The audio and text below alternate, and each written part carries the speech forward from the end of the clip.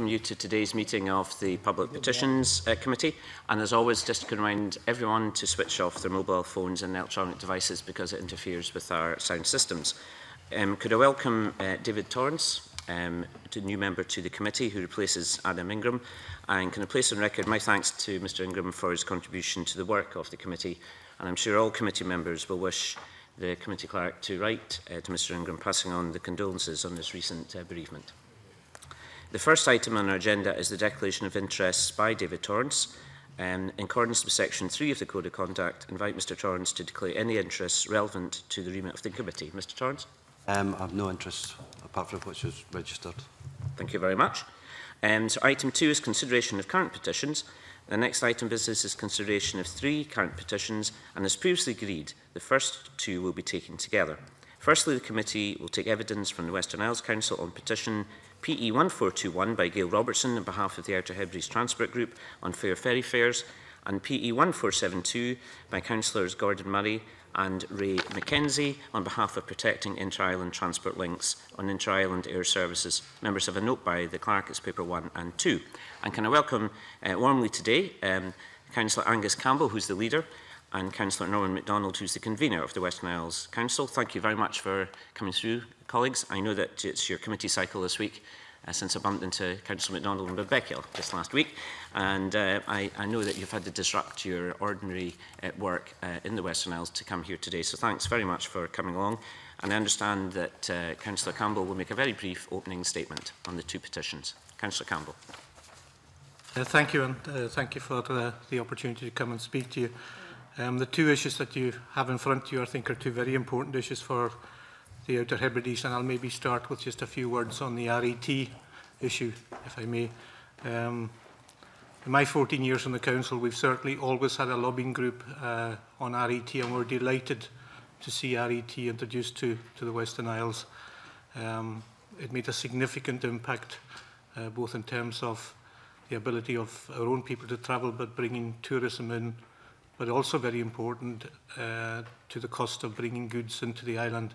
We're an economy that relies very, very much on imported goods, unfortunately, and everything that comes into the island adds to the cost of living.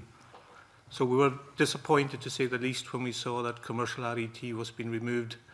I think our issue, and I would imagine the issue from the group that's mentioned here, is the evaluation that was done of what the effect of RET was to the commercial rates that were paid. I certainly feel, and I think most councillors feel, that the evaluation that was done of that process was not a very sophisticated look at the effect that the RET commercial help did. And what's become apparent with a bit of work that's been done since then is that it actually offset a lot of other rises and costs for hauliers.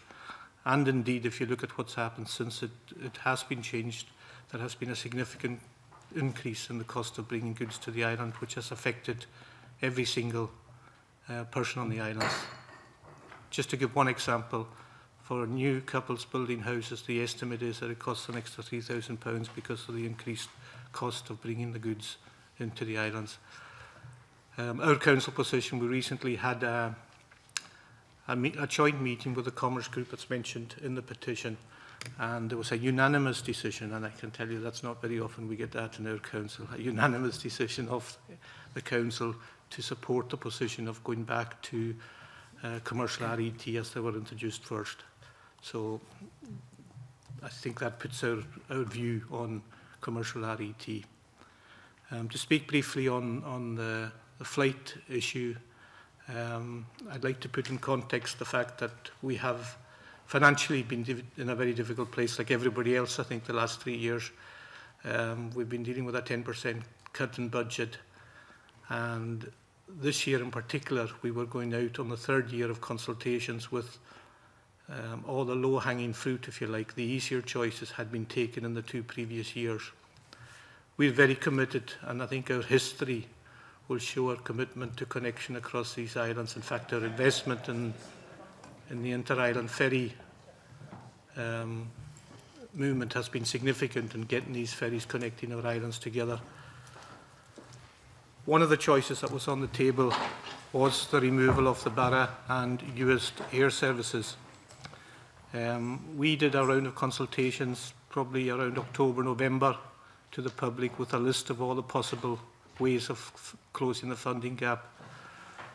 The priorities that came out from that were things like care of the elderly, education and community transport. And both Norman and I conducted meetings from the bud to Barra on that, and as a result of that process and the views, and it was the biggest consultation response I've ever seen, the options were taken down. Those that were unacceptable were taken out, those that were acceptable were taken, and there was a band in the middle of which the Barra Air Service was one of them. The result we got was a lot higher priority put on things like community transport, educational matters, and home care in particular. And that was true even at the consultations in Barra itself. So unfortunately, in a difficult place, that was one of the choices that we feel the consultation told us people would prefer to take than some of the more or less palatable choices, if you like. We know it's not easy, and we hope that one day we can go back and revisit these things, but like everybody else, we have to live within our means. I don't know if Norman wants. Thank you, Councillor Campbell, for raising issues about both these issues, RET and about air services. My colleagues will start with questions on RET, then move on to ask questions on air services. The first point you've touched on briefly, has your local authority carried out any evidence on the impact of the changes on RET affecting commercial vehicles? Yes, we've supported the work of the Commerce Group, and we fed into the study that was further done in terms of evaluating the effects on commerce and on trade in general, and how that affected the people living in the islands in terms of prices. So our Economic Development Department has been heavily involved in that work, and we've offered a lot of support also to the group in providing evidence of that. I think it's fair to say, certainly from my own point, that Gail Robertson has done, I think, a great job with the group highlighting this issue and certainly looking at the local press and listening to local radio. She's a very high profile on this subject. There, of course, has been some changes in the transitional arrangements. I think the limit went from 5 metres to 6 metres for commercial vehicles. Has that had much a change? Did you welcome that, or do you see that as more marginal? We absolutely welcome anything that takes down the cost of transport, and that certainly helped. And there's a few operators who travel with certain types of goods have been able to change from a 5 metre to a 6 metre to accommodate more on the trip. But it's without doubt that the majority of the goods that come to the island actually come on 40-foot wagons. And that is where the vast percentage of the travel back and forwards lies. So that increased cost or reinstatement of that cost is still lying there with everybody. It's still an outstanding worry and concern about the effect on the Western Isles economy. Absolutely. I mean, you cannot carry, for instance, house frames on a 6 metre wagon. You have to carry these sort of goods on. And the majority of goods come in that way. And a just general point before I move on to Angus Macdonald. I mean, certainly within the high area, I think there is concerns about generally the Western Isles economy and the loss particularly of young people to your economy. So presumably anything that is hitting the economic activity of Western Isles would raise concern with council leaders like yourselves. Absolutely. I mean, the top priority of both ourselves as a council, but the Community Planning Partnership, is finding work to allow people to have the choice to stay and live in these islands. And the recent census showed for the first time in many years we'd actually increased slightly in terms of population. But if you look underneath that, you will see that it's the elderly side of the population that's accounted for most of that increase. The working population has continued to decline, although encouragingly there's a small increase in the 0 to 5 age group, so hopefully that's a sign that we are starting to have an effect. Thank you for that. And now we bring in Angus Macdonald. Thank you. Thank you, Convener Martin Va. Good to see you both again, especially in the capital. With regard to this petition, what would you say to the people of Lewis and Harris that I've spoken to who say that local hauliers did not pass on to their customers the benefits of RET? I think if I can answer that, I think there has been a misunderstanding and certainly a misconception about the basis of the decision to remove RET from commercials. I think there was one haulier who made it clear right from the outset, from the announcement of the introduction of RET, that it would not be possible for him to pass on a 40% discount. And that statement was taken out of, in that context, just as a statement. The reality is, the reason he couldn't do that is that he was already receiving a 25% discount on the fare through the haulage rebate scheme, and if he used the freight ferry to take his vehicles across. Now that statement was taken as, I am not passing any of the RET benefit onto the customer.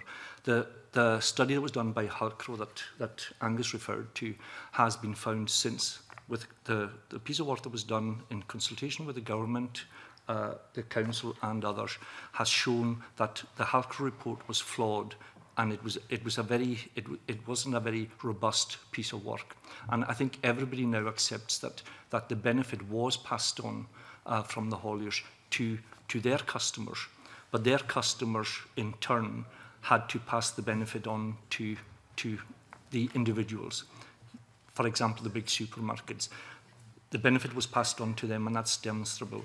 Whether they pass that on in any significant way is a matter of some conjecture still, because it's difficult to make comparisons on the shelf pricing. But there is no doubt now that most people, I would contend, in the Hebrides accept that the hauliers passed on the benefit to their customers, and they did that as they were able to do. Some of them did it in full, some of them did it to a lesser extent because they were already in receipt of discounts for volume and for using the freight ferry. Well, it's clearly still a contentious issue, because as recently as 2 weeks ago, I spoke to a number of local businesses, small to medium-sized enterprises, who say hauliers didn't pass on the benefits of RET, and indeed some maintain that when RET was introduced, one haulier in particular increased his rates. So, you know, there's clearly a degree of disagreement within the islands on that issue. Can I ask if Comhairle and Siar has considered offering financial or other support to groups affected by the removal of RET fares for commercial vehicles? I mean, we already, on the inter-island ferry service at the moment, we currently, through a business assistance scheme, again, to comply with state aid rules, we already offer that support to hauliers within the islands, but we don't offer assistance to hauliers for bringing freight into the islands. That is generally seen to be the way that these subsidies work. The same with the air services. Services into the islands it's usually the government that provides subsidy for that. But within the islands, and it's no different between us and Orkney and Shetland, services within the islands we take responsibility for. Although we were delighted again that the government announced that they would introduce RET on the inter-island services within the lifetime of this Parliament, and for us as a council, the sooner that happens, the better, you know, and all the better for the hauliers who ply their trade between our islands. I think maybe just to add to that, at a time when we're struggling to provide financially the basic core services that we're doing, as much as we would like to see do more in economic development, I think as a local council we're probably more active than most in that because of the nature of the islands. It's a priority choice that you've got to make. It probably comes back to the same sort of discussion we would have on the air service. But can I say also, as a small business man myself, what is very apparent is the rise in prices since the change back on RET. And I think the second piece of work that's been done is a very credible piece of work, and I think it's a much more sophisticated piece of work that identifies exactly what the costs that were coming in on top of that at that time, increased fuel, increased insurance, and how that was dealt with. Some companies can show 8 years of no increase in transportation costs to the islands by opening up their books. I think we would all agree that there's not many things in life that have been cost equal for the last 8 years. But I do accept that the perception of that out there, and as a small businessman, I will always complain that I'm paying too much. I will guarantee you that. Angus Macdonald. Yeah, with regard to discussions that you've had with the Scottish Government, how have these gone? You know, what has been the result of discussions that you've had? We've got quite a few issues outstanding in terms of discussions with the Transport Minister over these issues. Following that meeting where everybody was agreed that we had a set position on the reintroduction of RET for commercials as it was, we wrote the Minister asking for a meeting. I've had an acknowledgement. I'm still waiting for a time for that. The same applies to a couple of other issues. So I've written again saying that it would be good to deal with all these things together, and I'm just awaiting for a reply. So hopefully we can get some positive engagement on that again. Thanks. Thank you. Check Brody. Yes, good morning. Morning. I wonder if you maybe help me in this. In looking at the briefing papers, it refers to various reports in terms of the dates of these reports and when they were produced. And then it refers to a 6-month study being carried out with the stakeholders. Can you tell me exactly where we are on the reports that have been carried out and are being carried out? The Halcro report was a piece of work that was done at the time. I can't give the exact date, but it was at the period in the process where the commercial RET was being looked at, and the decision was taken to pull back on that, and that was based on evidence. The other bigger piece of work, the 6-month study, came to an end at the end of last year. I think it was finished in January, and it was actually May when the government went public with that report. Okay, thank you. I'm still confused in terms of, because we have a statement here saying in April, Transport Scotland advised it intended to carry out a review of the large commercial vehicle fares and then reported on the 13th of May. However, I'll need to satisfy myself in terms of, it's probably me that's got the figures wrong. I just wonder, in terms of the evidence that you have, I understand and the view that you're taking of this particular element, but the example that Councillor Campbell that you drew in terms of house prices, I mean, is that all down to RET or other economic factors? I think that figure was used as an example of what RET had as an effect on the cost of bringing the goods to the island. If you look at, say, a 40-foot trailer costing an extra £500–600, and you need maybe 2 or 3 to bring across, you can work out what the costs are fairly readily yourself in your head. But the piece of work that was done, I don't know if the committee have seen that second report that was done, the second study that was done. I think it gives much more comprehensive detail on how that was calculated than I can give you today, to be honest. Can I then ask, based on these reports, would you be satisfied with further amendments to the fare structure or the proposed fare structure for longer commercial vehicles? Or do you see the reintroduction of RET as absolutely essential? I think ideally you'd be looking at getting back to where we were. That's the position we've taken as a Comhairle, but there's no doubt that anything that would move that position on would be very welcome, and we're more than willing to have any constructive discussions that are open to moving ourselves along that road. Thank you very much. Okay, I was now intending to get on to air services unless any colleagues had, I think Jackson Carlow and John Wilson had further questions on IT. Jackson Carlow? Thank you. Good morning. I was in Arran over the summer speaking to a number of businesses, and of course I think other islands too would very much have welcomed the opportunity for commercial RET. And the response they've had from government and ministers is very much the one that you've been challenging this morning, that the experience in your own community was of that money being pocketed and not in any way being passed on to the community, and that therefore the issue is off the agenda. So I do think that getting to the truth of this matter is absolutely fundamental to the wider public consideration of the issue. And what slightly worried me in your response this morning is it's all somewhat anecdotal. I mean, we're not going to see a change of policy based on a number of people accept, or most people accept, or we can say that, or there was one haulier who might have.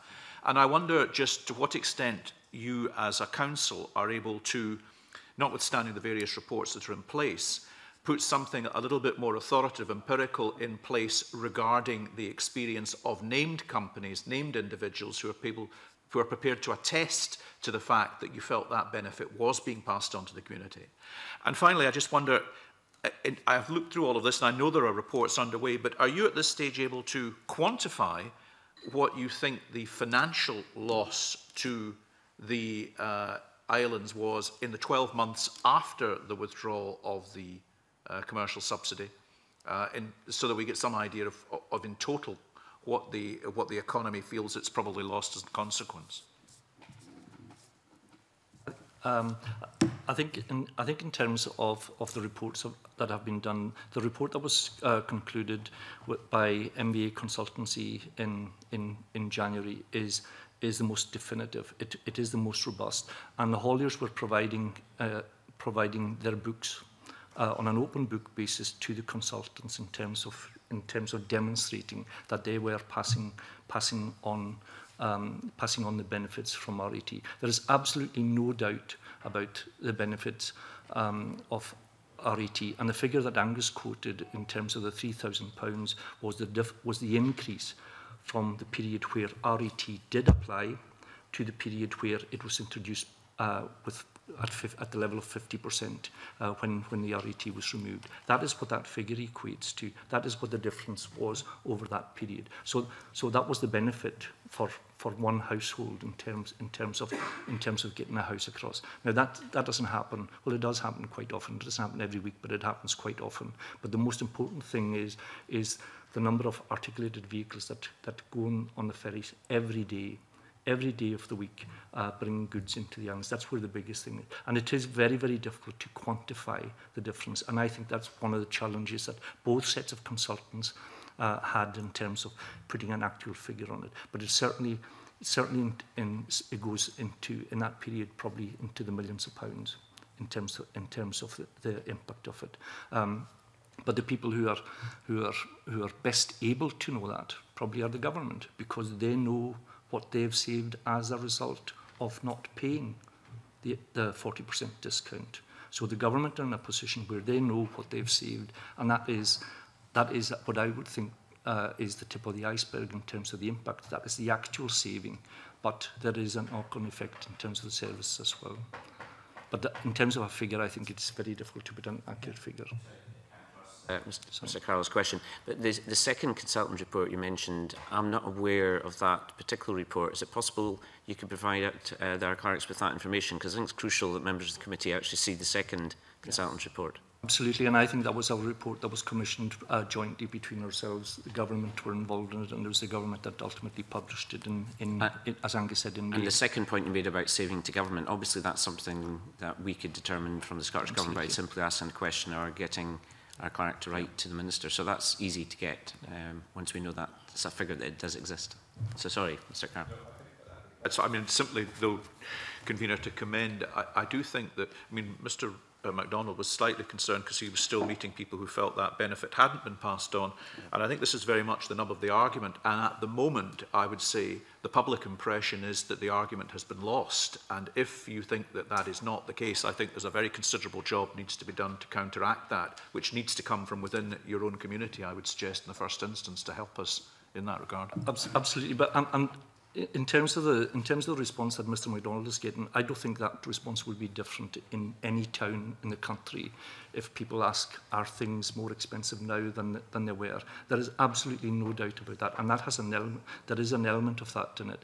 But the reality is, it would be an awful lot more expensive even now if it weren't for the RET level that is in place at the moment, and that is the critical point for us.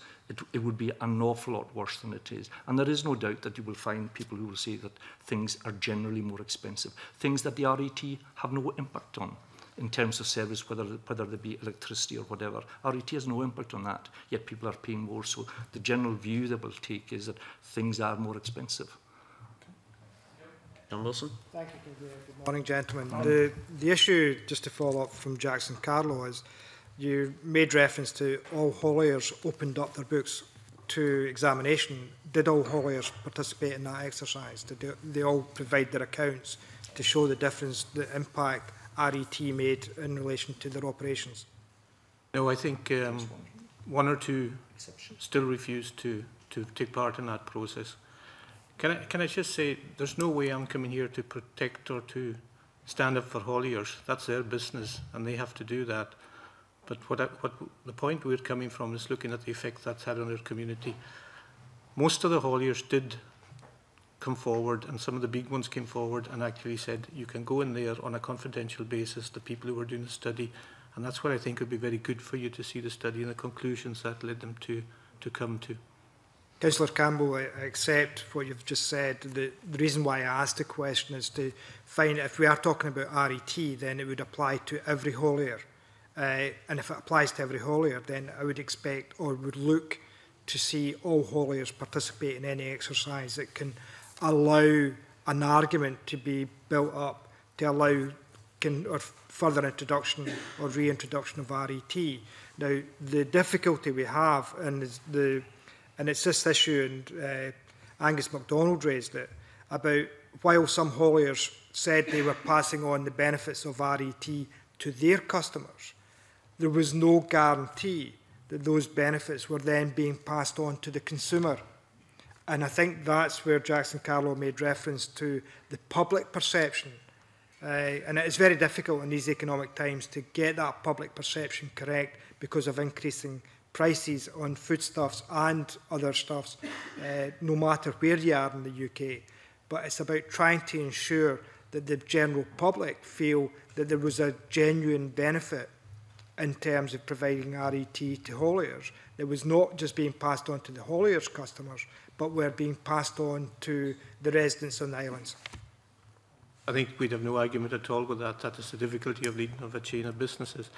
But if you do not campaign for RET for these islands, you are going to remain in a position where you have a 40% uplift in building costs, which makes it virtually impossible for people to live and work there. And it's very, very important. I agree we have to find a way of that filtering down to the end user. But there is no doubt that without measures like that, you are giving up on people living in these islands. Could I just comment? I think it could be a condition of receiving the rebate for hauliers that they do open up their books to government on a confidential basis, so that at least the government is sure that the discount is being passed on by the hauliers to their customers. But after that, it's largely due to competition. I mean, for example, if somebody takes a pallet full of whiskey across on a truck, and that is discounted by 40, maybe that wasn't a very good example, but if that was discounted by 40% by the haulier to their customer, and the same to another customer that is in the same business, if one of these retailers pass on that discount, then competition really is what is going to drive it beyond the stage where the haulier passes it on. And I think that's where it's very difficult to intervene. But if one supermarket is selling their whiskey 40% cheaper than another supermarket because they genuinely are passing on the discount to the consumer, then clearly people are going to support that business. And competition is really the only measure there is for that at the moment, because the big supermarkets, I don't think, are prepared to open up their books to us or anybody else. Seeing that with the supply of fuel to the Western Isles, that's been involved in a few areas on there, and there's no doubt at all that your questions about RET also apply to the provision of fuel as well in the islands. John? Thank you, Convener. That's all my questions. Thank you. I'm conscious we're slightly behind time, but I'd like to allow Chick Brodie, and then I want to move to air services. Chick Brodie? I'm not sure how much the foundation is in this question, but it falls on what John said, and it has relevance, of course, to the next part of our session. Output in the Highlands and Islands has gone up. In fact, population has gone up. I mean, given the constraints that you have, can you explain why that's happening? The Highlands and Islands. Well, in the islands. No, I don't judge myself qualified to speak on that. I think the population figure that I referred to earlier is certainly worth a further look in terms of what's happening in the islands, in the Western Isles, where I come from. And what we haven't got over is the change in the demographics. Our working age population is still going down. I think we are seeing a bit more economic activity. A lot of that, within that figure, you'll also see that 12% of the working population now actually work off the islands. Yeah. And that's a big part of our economy. It's the breadwinner having to work away from home and take the money back into the islands. I think our challenge is to get core businesses, production businesses in the islands. And one of the big drivers for that for us over the last 10 years has been renewable energy, and that's a whole other argument. We've been thwarted in that.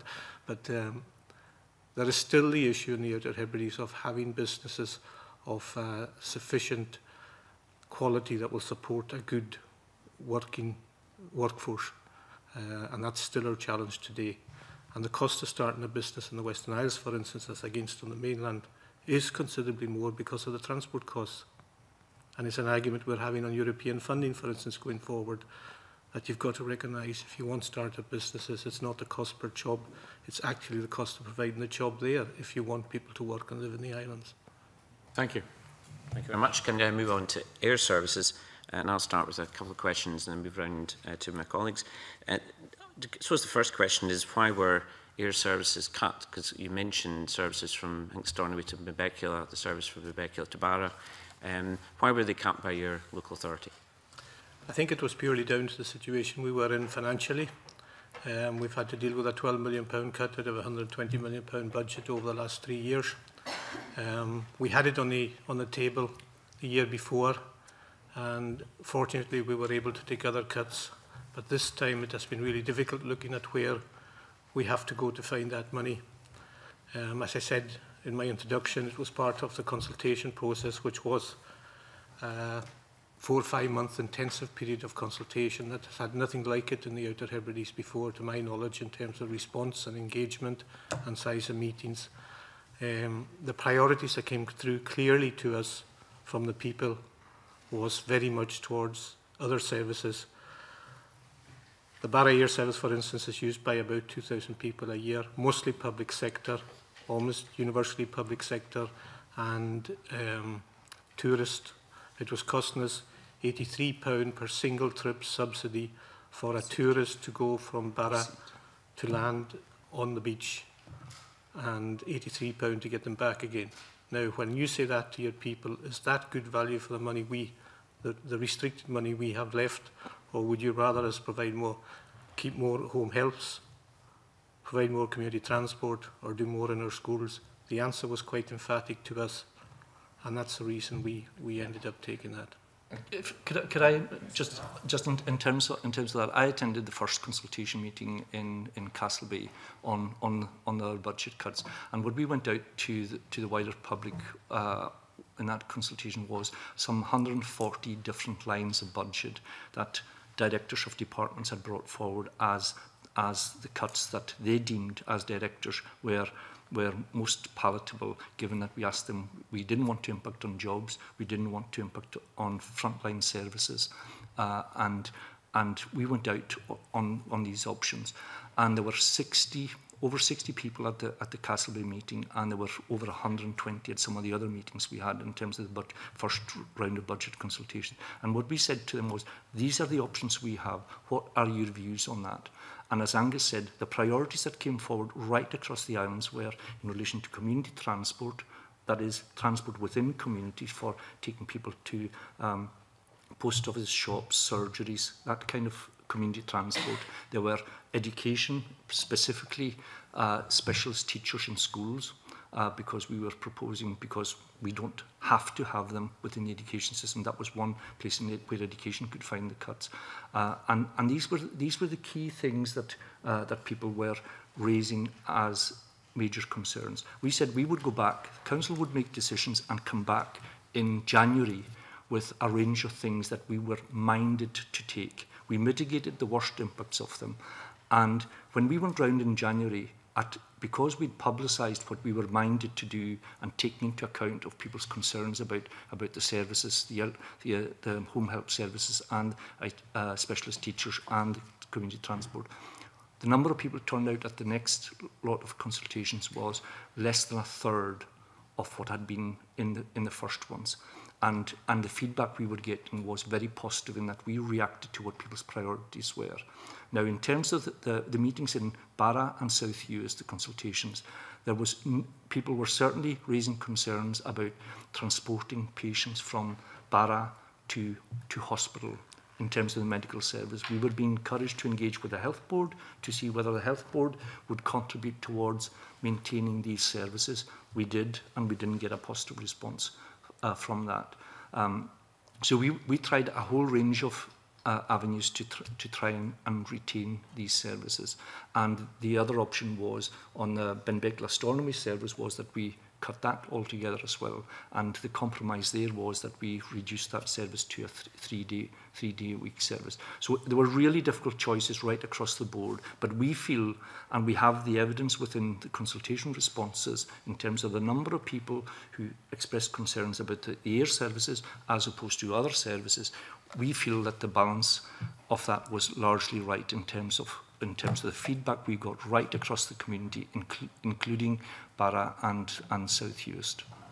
The other thing that changed in that period, is the inter-island ferry service between Eriskay and Castleby. As the numbers of the people using the air services has declined rapidly, the numbers of people using the inter-island service between Barra and Eriskay has risen, and that is what we feel has happened, is that there has been a significant shift. People have decided that they wanted the flexibility and the ease of the service that's back and forth across the Sound 3-4 times a day, rather than a service that is still tidal depending on the beach in Barra. The Scottish Government will say, of course, that they funded your local authority with these services. What's your argument against that point?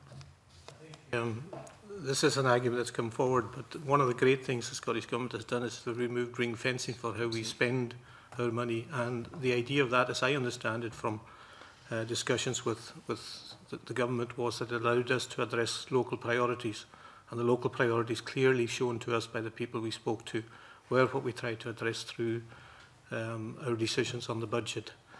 And I can't see why a government would want to ring fence a service that is not one of the priorities of the people in that area. Thank you for that. Angus MacDonald. Yes, thanks, Convener. As we heard from the petitioners when we were up in Stornoway in March, I think the petitioners are Councillor Gordon Murray and Councillor Ray Mackenzie. They gave evidence to this committee that when the Outer Hebrides were first brought together under one local authority, every effort was made to provide the infrastructure to bring the communities physically together. And the air service between Barra, Benbecula and Stornoway was one of the first achievements towards that goal.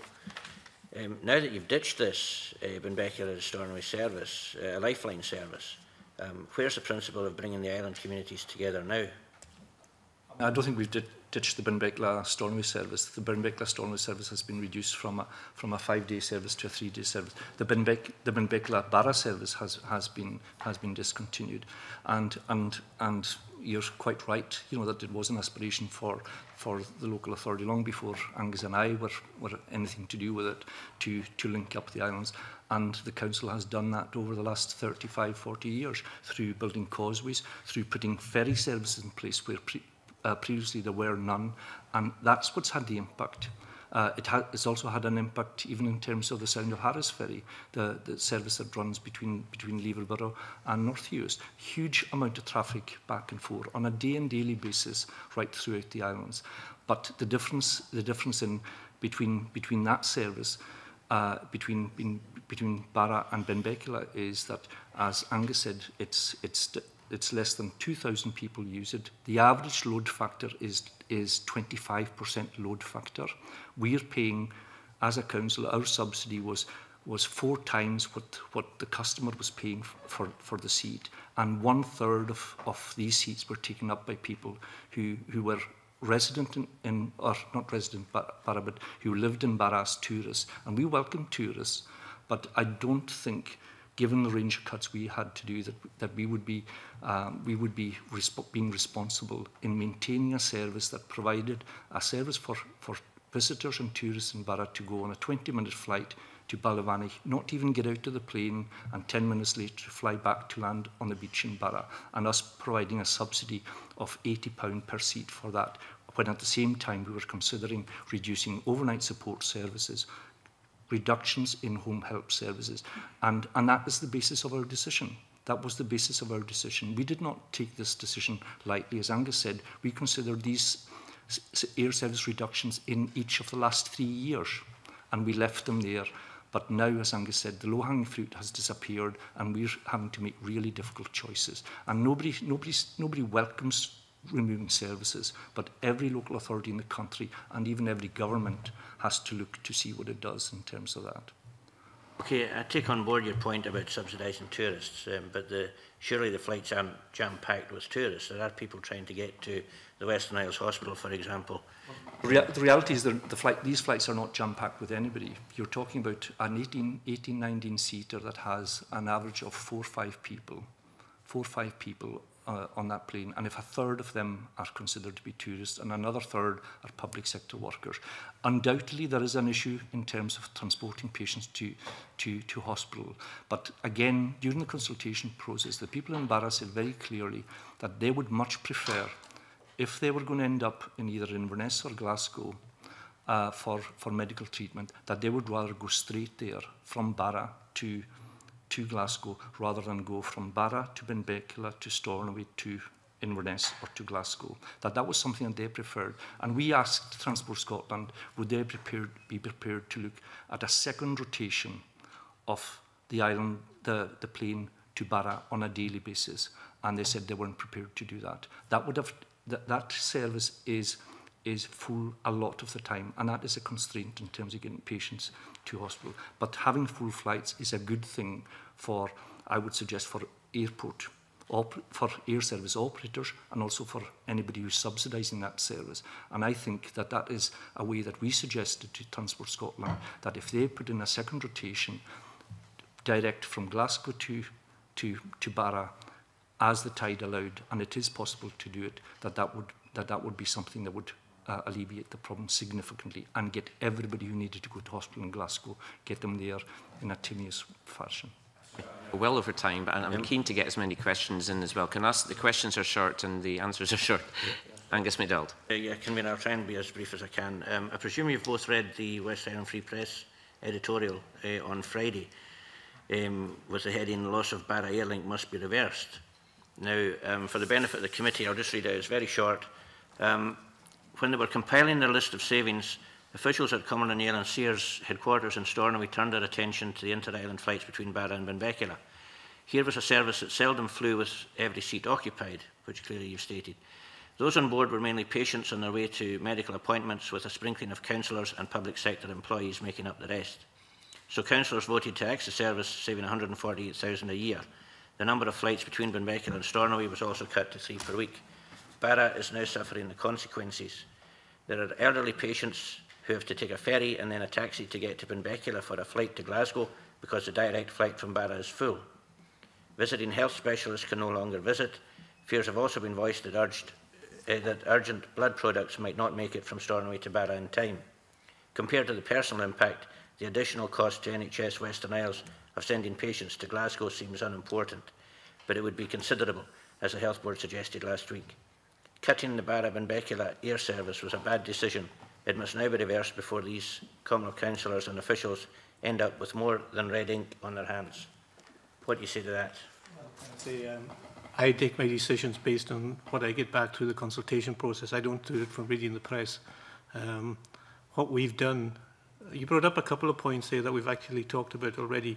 The need for the 2 rotations from Barra to Glasgow is absolutely clear.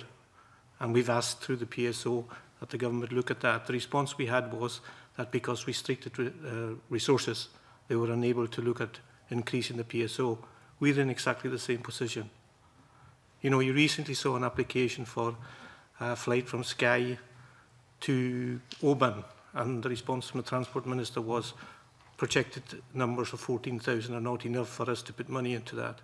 We've got less than 2,000 travelling on the Barra service.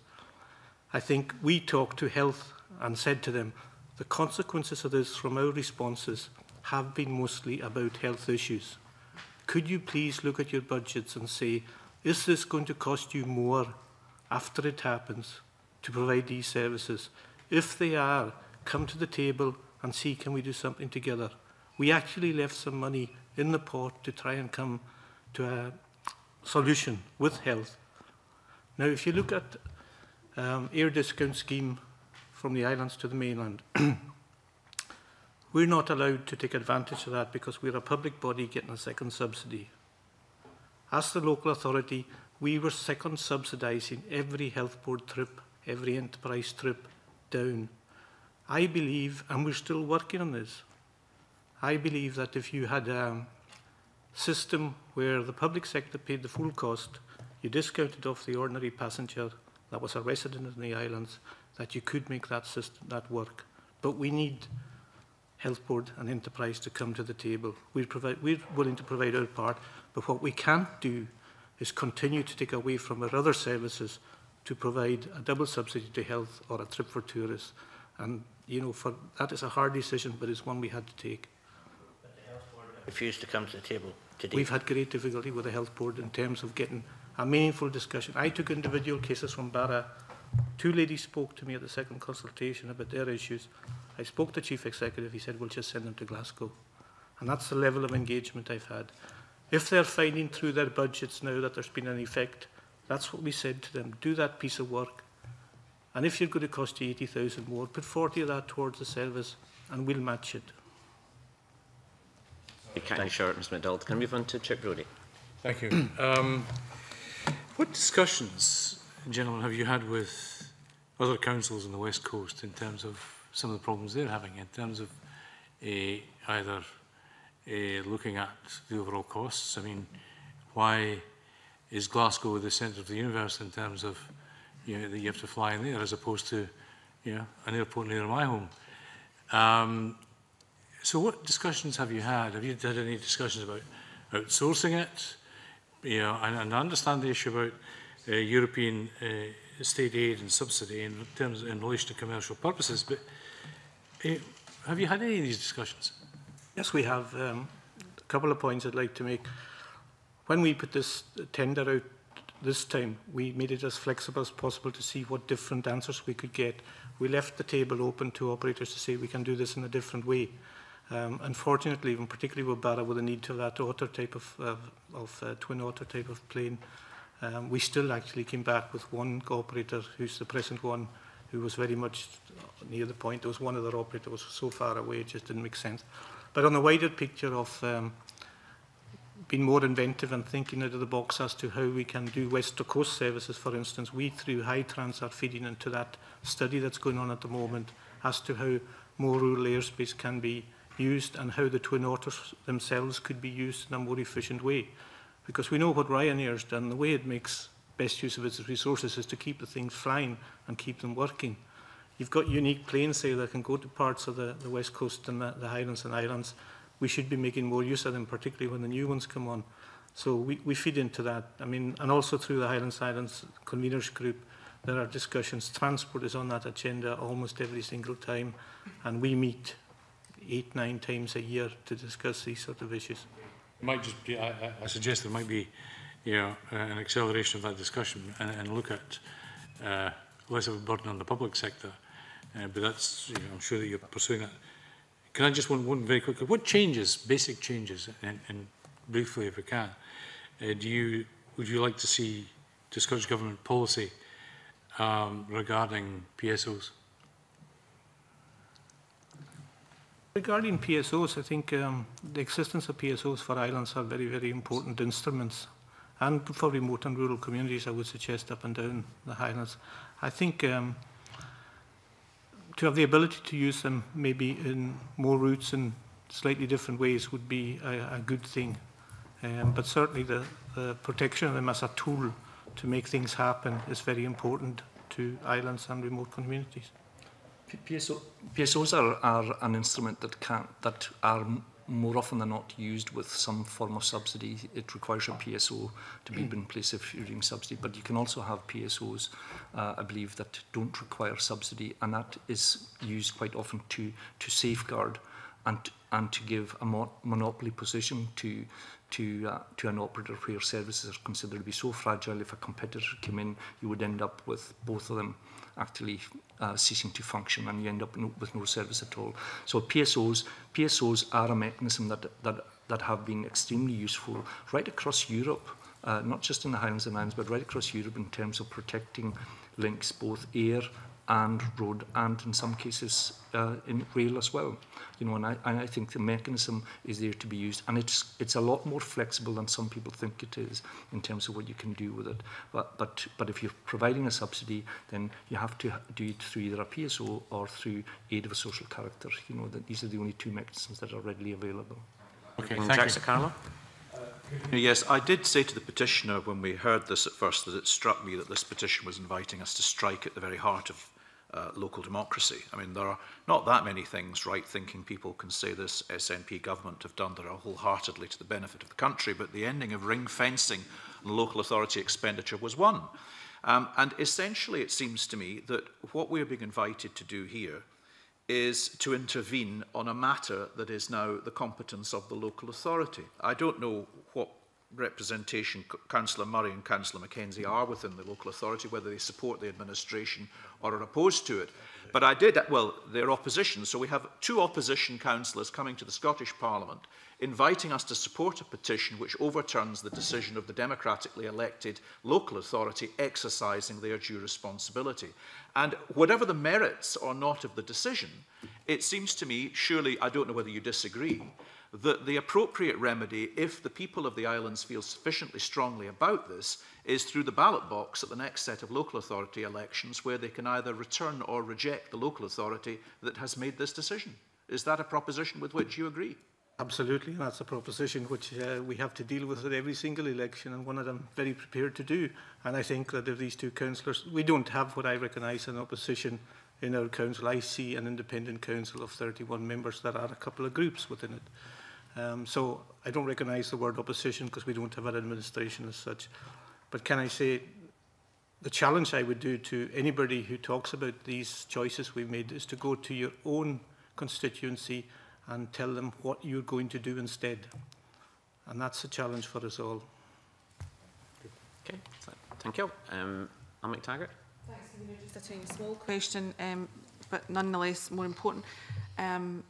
Good morning, councillors. What advantages do the subsidised air services operating within the Western Isles bring that are not provided by the subsidised ferry services? And I know, setting aside you have gave us some information about health services, and that is hugely important, but what other advantages do you foresee?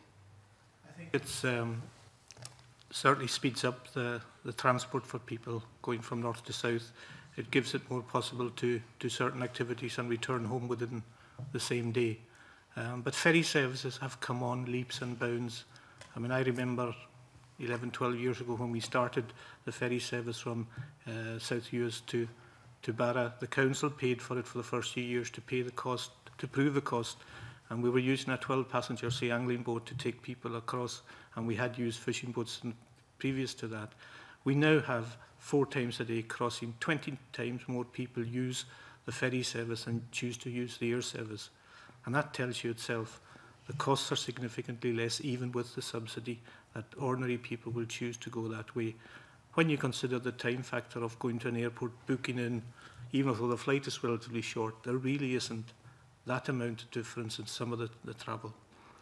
And I think the other important thing in terms of the air services that they bring to the islands is they bring accessibility both ways.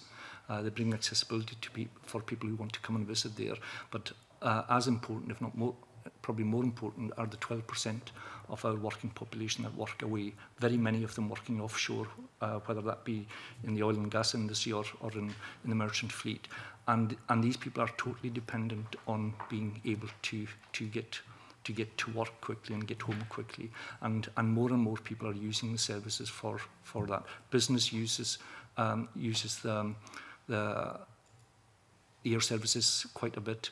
Public sector uses it less now because of the removal of the air discount scheme for public sector use. And I think the statistics are showing that the people using the air service, and we're certainly using it as an authority. We're using it less than we did in the past because of that, because the 40% discount was really important to us, and it does have that impact as well. The removal of the air discount scheme for public sector has had that impact, and through time, if things continue the way they are, the numbers using the air service will decline to the extent that most of the routes in and out of the islands are commercial routes. They are subsidised through the individuals using them, but they are nonetheless run as commercial operations. And if they don't have the load factor they're looking for, and it's not 25%, it's more like 60%, then these services are considered to be marginal at that kind of load factor. Thank you. John Wilson. Thank you, Convener. Could I ask Councillor Campbell and Councillor Macdonald whether there are any proposals to monitor the health and economic impact of the decision to withdraw this subsidy? Because we've heard in terms of some of the evidence earlier that people who are hospital appointments, medical appointments and other issues find it difficult or may find it more difficult to get from certain areas to other areas where they receive the treatment. But importantly is the economic impact on the islands, because in the earlier discussion we spoke about the population size on the Western Isles. Would the withdrawal of this subsidy potentially have an impact on the repopulation or the existing population of certain remote areas within the Western Isles? In terms of monitoring that, there's a continual piece of work being done by our own Economic Development Department. The Commerce Group are also doing a study, particularly on the effect on newest of the economics for businesses of the loss of the air service, the 2 days that came off the Monday and the Friday. So we're getting that fed back. We also have a continual discussion with community councils and councillors themselves. I was down in Barra, for instance, about 6 weeks ago, meeting with the 2 community councils there and asking them to come to the table and provide the evidence of what real effect this had had.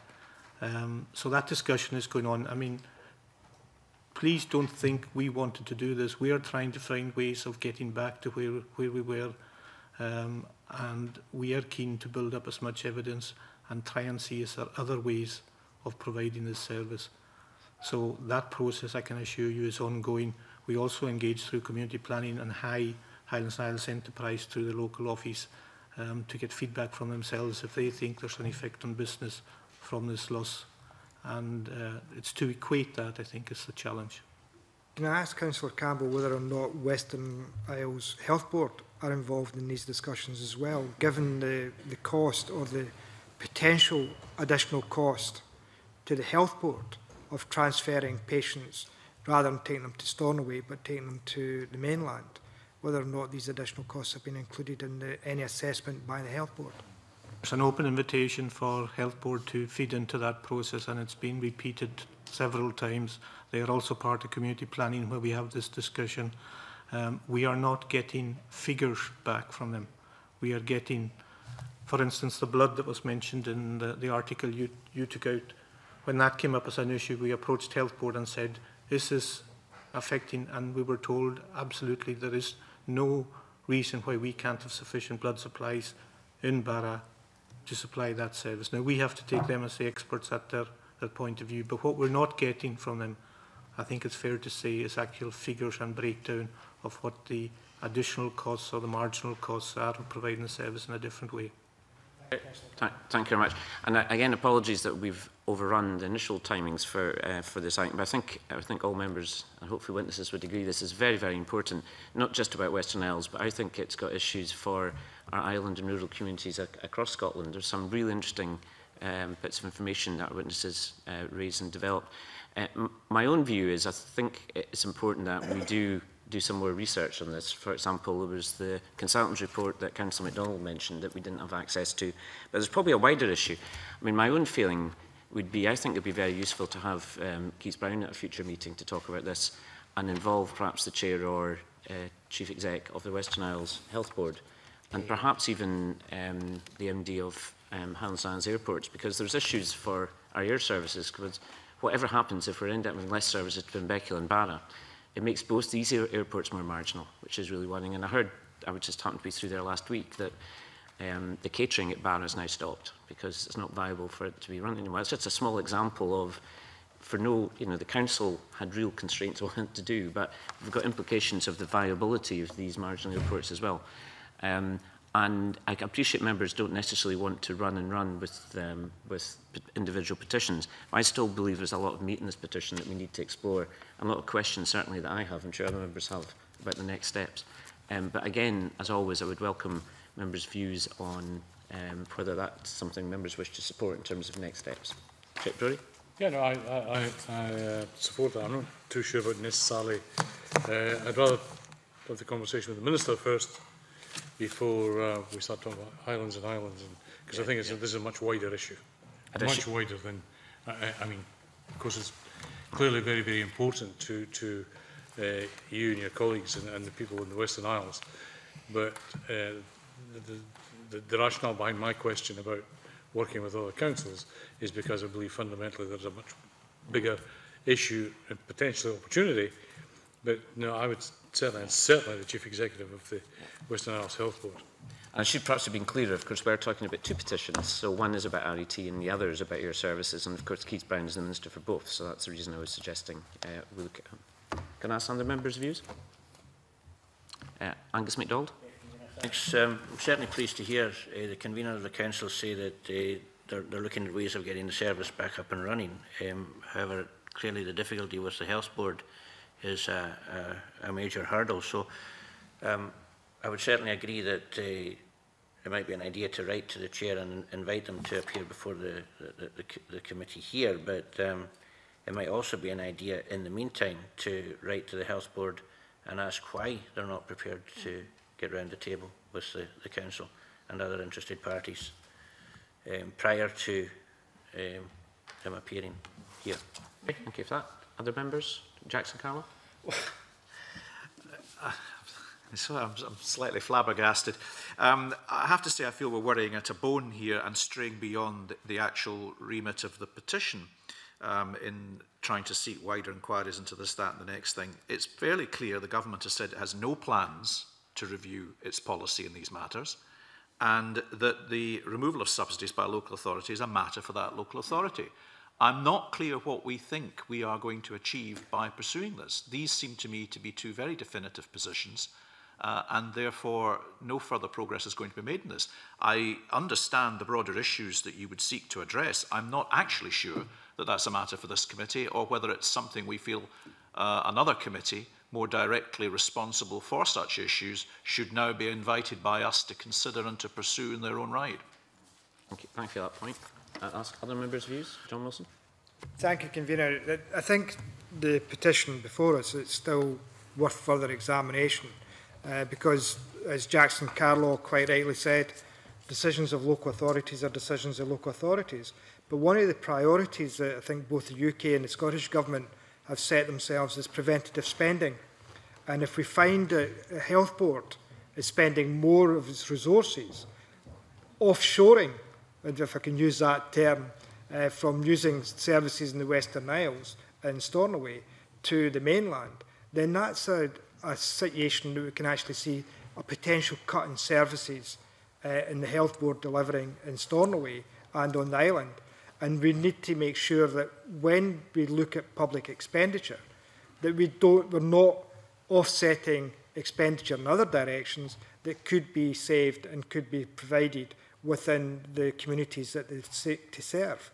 And I would like to think we could examine this further, Convener. And I think your suggestion about writing to Western Isles Health Board and asking them their views as to why they haven't fully participated in the work that's been done by Western Isles Council, and to possibly ask the question what additional costs have been borne by the Health Board in transporting people from Barra and other areas on the Western Isles to Glasgow, other mainland hospitals for services that could potentially be better provided on the islands themselves.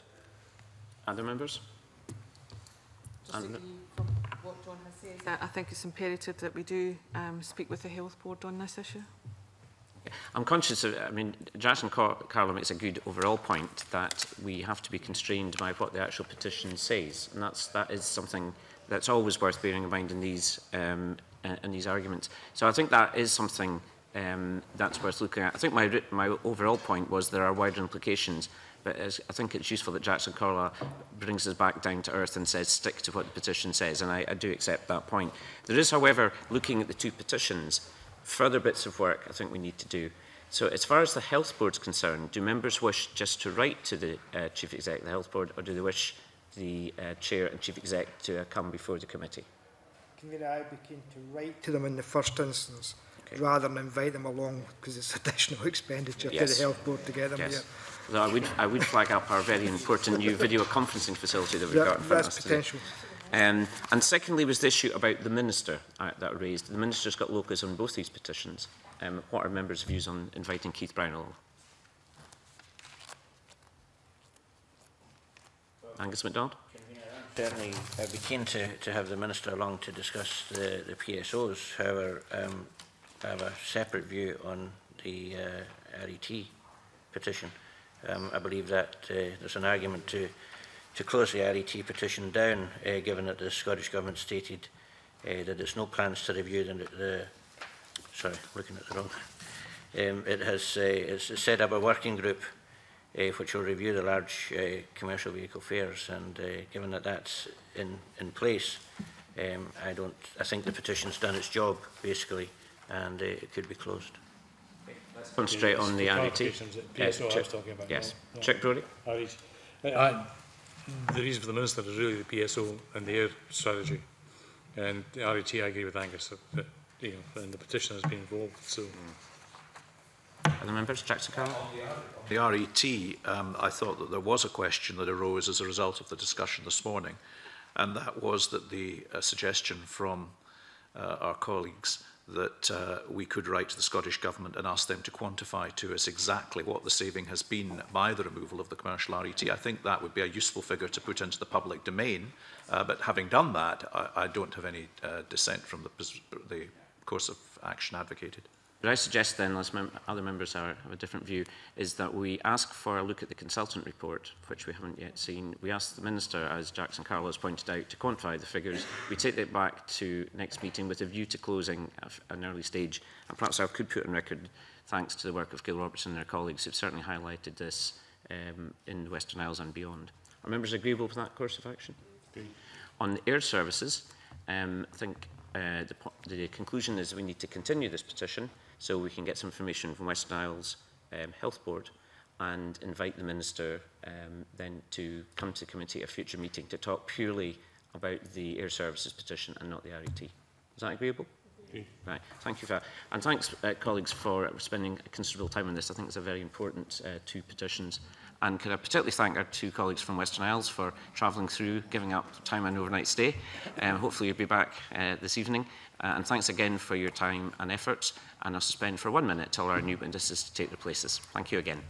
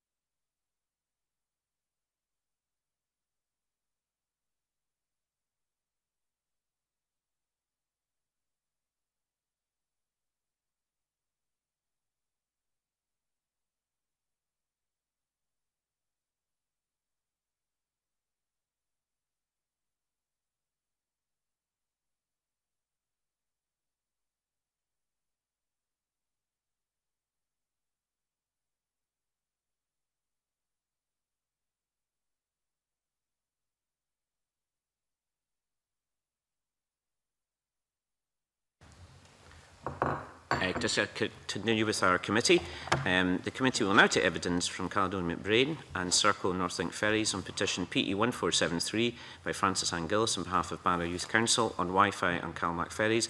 Remember, I have a note by the clerk, it's paper 4. Could I welcome the panel today? And sorry, gentlemen, for delaying you. As you've probably picked up, it was quite an intensive debate we had earlier on, so I'm sorry that we've overrun on time. The welcome panel today is Roger Willison-Gray, who's the Information Services Director, and Robbie Drummond, who's the Group Finance Director of CalMac, and Stuart Garrett, who's the Managing Director, and Steve Moreton, who's the IT Manager of Serco NorthLink Ferries, to the meeting. There's no opening statement. I intend dividing questions between CalMac and Serco, just for ease.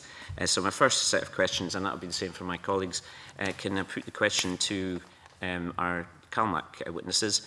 When will your passengers get Wi-Fi on CalMac services? Well, as we set out in April, we are in the middle of the process. We have tendered for extending Wi-Fi across the network.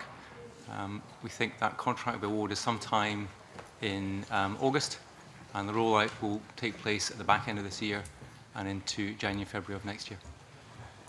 And I take it on the nature of the geography of your 29 vessels on various routes that you have, that basically you're looking at satellite services. You mentioned some other means, but presumably 3G is not going to reach across the Minch on many occasions. Yeah. Mr. Willison-Gray? Satellite's not feasible on all of our vessels because of the size of them. There's also substantial operating costs associated with satellite for relatively small passenger numbers. So the larger vessels on the longer routes will have satellite, and we have a pilot underway on the Lord of the Isles and shortly the Clansman with the new satellite technology. The remaining vessels will use a variety of technologies, but mostly high-speed meshed Wi-Fi. So there will be ship-to-shore communications, and then there will be wireless access points on the vessels, and the backhaul will be through the fixed line network at each of the locations. So what's the reality if you're using a 40-minute service, like I did a few weeks ago to Tarbert, for example? Will passengers on that, will the business community and tourists get Wi-Fi once this has been up and running next year? When the network is completely rolled out, I should point out this is a multi-million pound investment. As you say, 29 vessels, 26 routes, 54 locations. It's complex, and it will take time to roll out, but once everything is in place, then we will be using that network, amongst other things, to provide services such as ticketing to our vessels, and therefore, as a result of that, all the passengers on those vessels will have access to Wi-Fi, and currently we have no plans to charge for that. Right, so just to be clear, will all passengers and all vessels on all your routes have Wi-Fi once the system is up and running next year? That's absolutely the intention, and at ports as well. Right, thank you very much for that. Can I just throw them to my colleagues, Angus Macdonald? Thanks, Convener. I travel to Norway regularly, and it's been, the case in Norway that Wi-Fi has been available on most ships, even small local ships or ferries, for some time. And as we know, NorthLink have already introduced it on the services to the Northern Isles. So it's unfortunate. I mean, I'm glad you're getting there, but it's unfortunate that CalMac are a wee bit behind on this.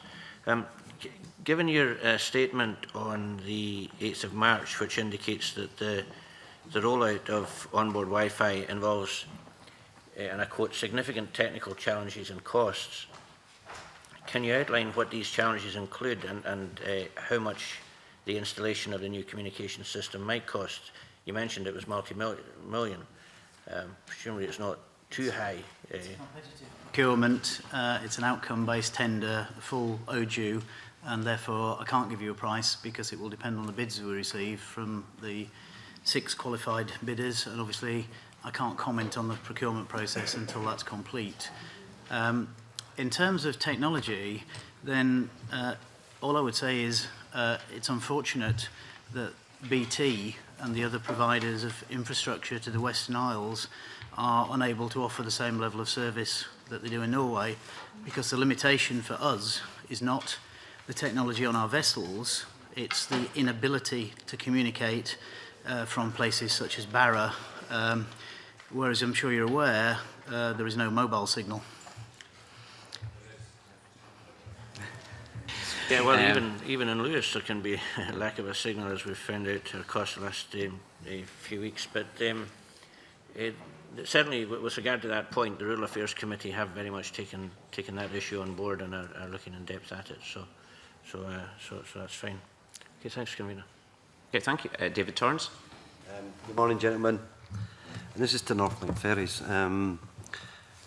What was the cost to install on board Wi-Fi on your ships, and did it make economic sense to charge passengers for a service?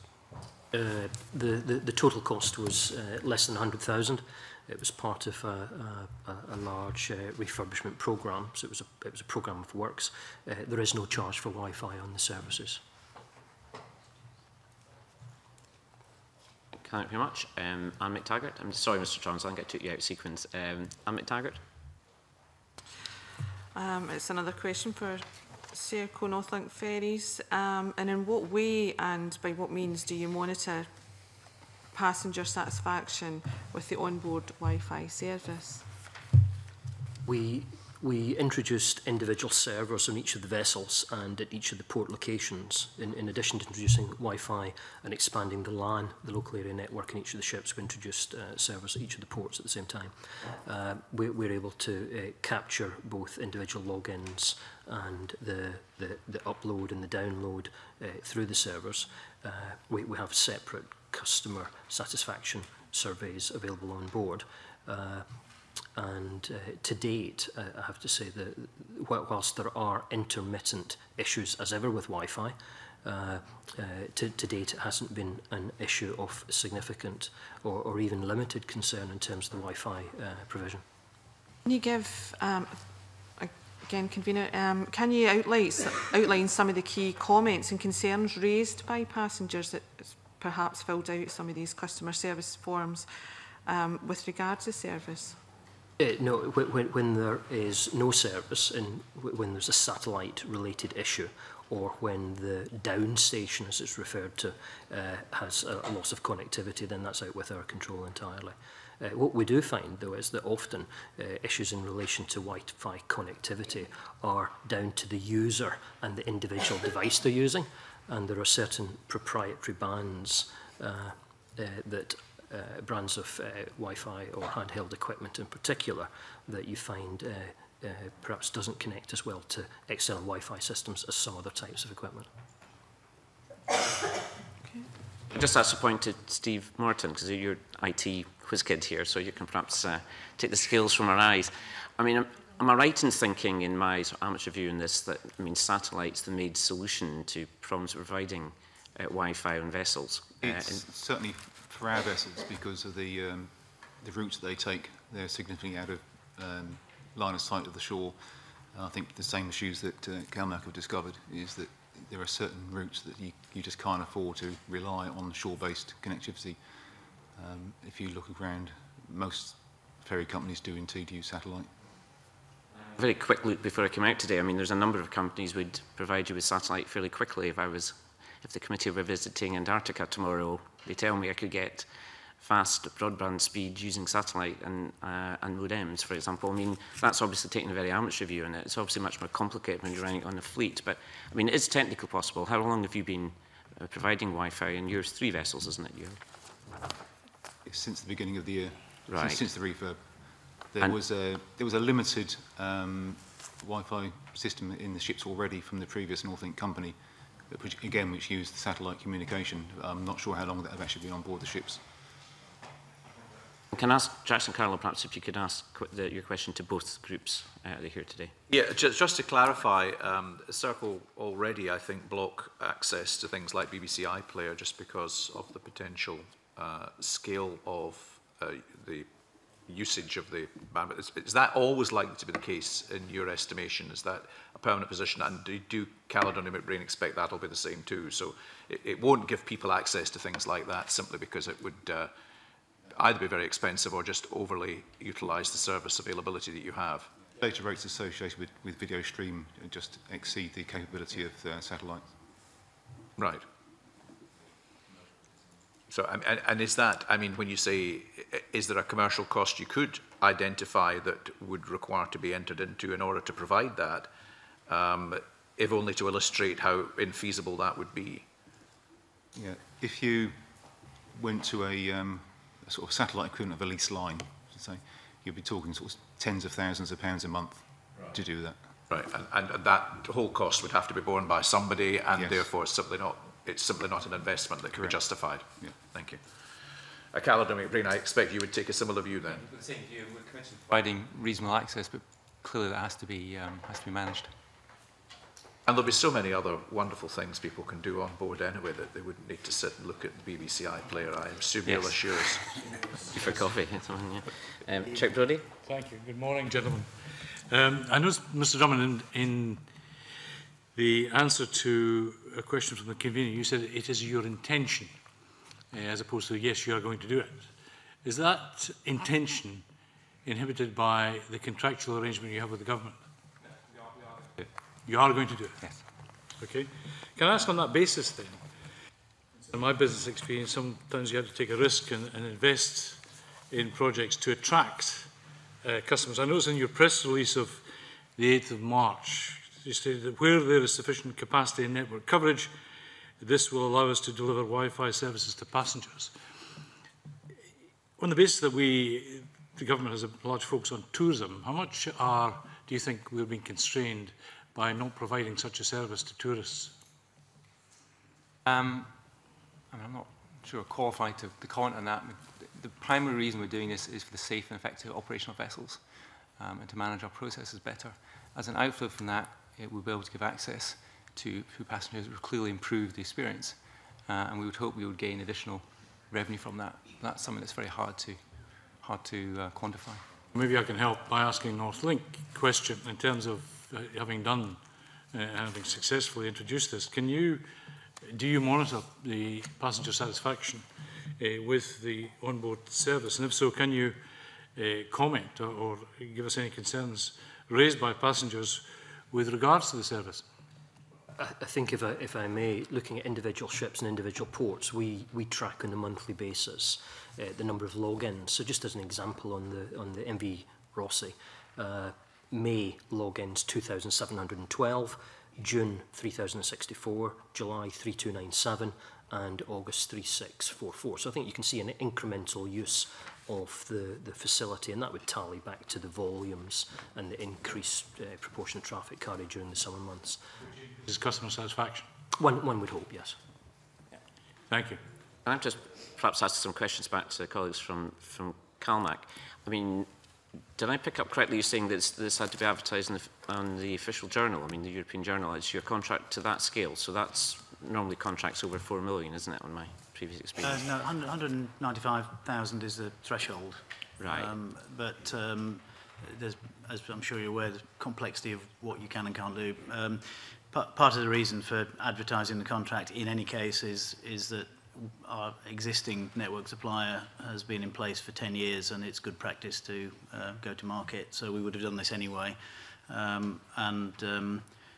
We also want to make sure that we attract the best potential suppliers. As I said, it is technically complex, and we have attracted some potential suppliers who've got the ability to work in very challenging environments. And the funding for this, whatever the final cost will be, because you don't have the tender prices in yet, do you? That's coming out of your current capital programme as part of the CalMac group. Are you getting any extra money from Scottish Government to provide? It's coming out of the resources we're getting from Scottish Government. Ah, right. So if we say, for argument, it was £4 million to provide this, all this funds will come direct from Scottish Government. It's not part of your existing budget. It's part of our existing budget. We're not coming out of capital budgets, we're revenue spend. Right. So how much of the project will be funded by Scottish Government and how much will be funded by CalMac in percentage terms? It's being funded out of the resource of getting from Scottish Government. So it's not ring fence funding, it's funded from the block grant we are getting. Okay. Is it additional funding?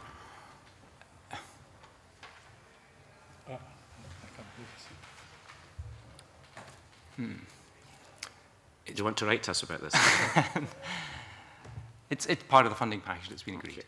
I'll bring Chick Brodie in a second. Yeah. If I understand correctly, I think that the current arrangements for you to cover the routes, the various routes you have across the Highlands and Islands and the rest of Scotland, I think you had a 3-year extension on that. Is this going to be a condition of future tenders, or is it a condition of the current arrangements that are provided the deal to provide the service? So it's not conditional on the current contract. The future contract is clearly a matter for Transport Scotland. So obviously our question on Transport Scotland would be quite sensible for this to be a condition for future service provision, not least the fact you've already provided it. But sorry, Chick Brodie, I think you want. Yes, if I may. I'm astounded. You know, 5 minutes ago you said you will deliver a capital programme, and yet you don't know how it's going to be funded. It's fully funded. This is not a capital programme, as my colleague was explaining. It's a service-based contract, so how no much capital is it, being spent. Mr. Drummond? How much are you going to spend on the basis that your contract lasts for another 2.5 years, 3 years? You must know what the cost of that investment is likely to be, and where it's going to be sourced, from which budget. It's not investment. It's going to be a service-based provision, so it's the amount we'll pay each year to the service provider, and that replaces the amount we're already paying for our full technology platform. So this is not about just putting wireless onto the vessels. It's about a full technology programme right across the group, covering our head office, our ports, and our vessels, and is paralleling around increasing the efficient execution of how we manage our business. And as part of the added benefits to it, we can also offer this additional facility to customers. What is the budget figure you've got for this? What have you estimated it will cost you? It's well into 7 figures, but until we get the responses back from providers, we are not going to have that information. I don't think we're right to put that out. I mean, my experience in wearing other hats is, even though the tender is not complete, you will have finance directors will give you a figure of what they expect it to be in customer practice. What are you expecting it to be? I think if we were outside procurement, we'd be willing to answer that question. I've got no desire for the people who are bidding for this contract to know what our budget is at this stage. Jackson Carlo, you raised your eyebrows. I don't know if that was a question. Sorry, I was in full sympathy with All right. Thank you. Angus MacDonald. This is perhaps just an operational question for CalMac. I was really just wondering if the installation will only be completed when the ships are in for refurbishment or refit, or can it be done, any time? That's an interesting question. The short answer is it will depend on the supplier's bid. Our desire would be to have all the vessels fitted during the dry dock period and therefore to be fully tested and go into service following their annual overhaul. The complexity is the annual overhaul begins in September, or the programme begins in September and completes in March. The contract award is likely to be November by the time it's mobilised, and we are targeting March for the rollout, but the feedback we've had from the suppliers is that they think doing 29 vessels in less than 3 months is optimistic. So it's likely that the core network will be installed by the beginning of next year, so that's the central switch part of the network. The port offices and slipways, including Wi-Fi, I expect to be operational around about March, April time. As for the vessels themselves, some will be operational in the first quarter, some may get delayed until the second quarter, and particularly those that have to be done whilst they're in transit, as it were. Some of our vessels during that period will be operating 24 hours with 2 crews on board, and that presents particular operational challenges in terms of putting access points in passenger areas and crew quarters and all that sort of thing. So it's my expectation that we'll have fully completed the rollout by June of next year. We will endeavour to do it as quickly as possible, but it will depend on the suppliers, and obviously there is a price sensitivity. If somebody says that, yeah, we can do it by March, but it'll be 3 times the price, then we've clearly got to take a commercial decision as to whether that's appropriate. So, sorry, I'm just a bit confused. I understood from the initial statements that January, February was the The start of the rollout programme. Okay, It will start. depend on what Okay. the suppliers come back to us. So it will not be delivering it all at once. It will be a kind of series of roll-through delivery. I mean, we can set an aggressive programme, but the bottom line will be whether the contractors can deliver to it. And as I said, for good, best value in terms of for the government. So it wouldn't be prudent for us to accept a ridiculous price point to get it in by March.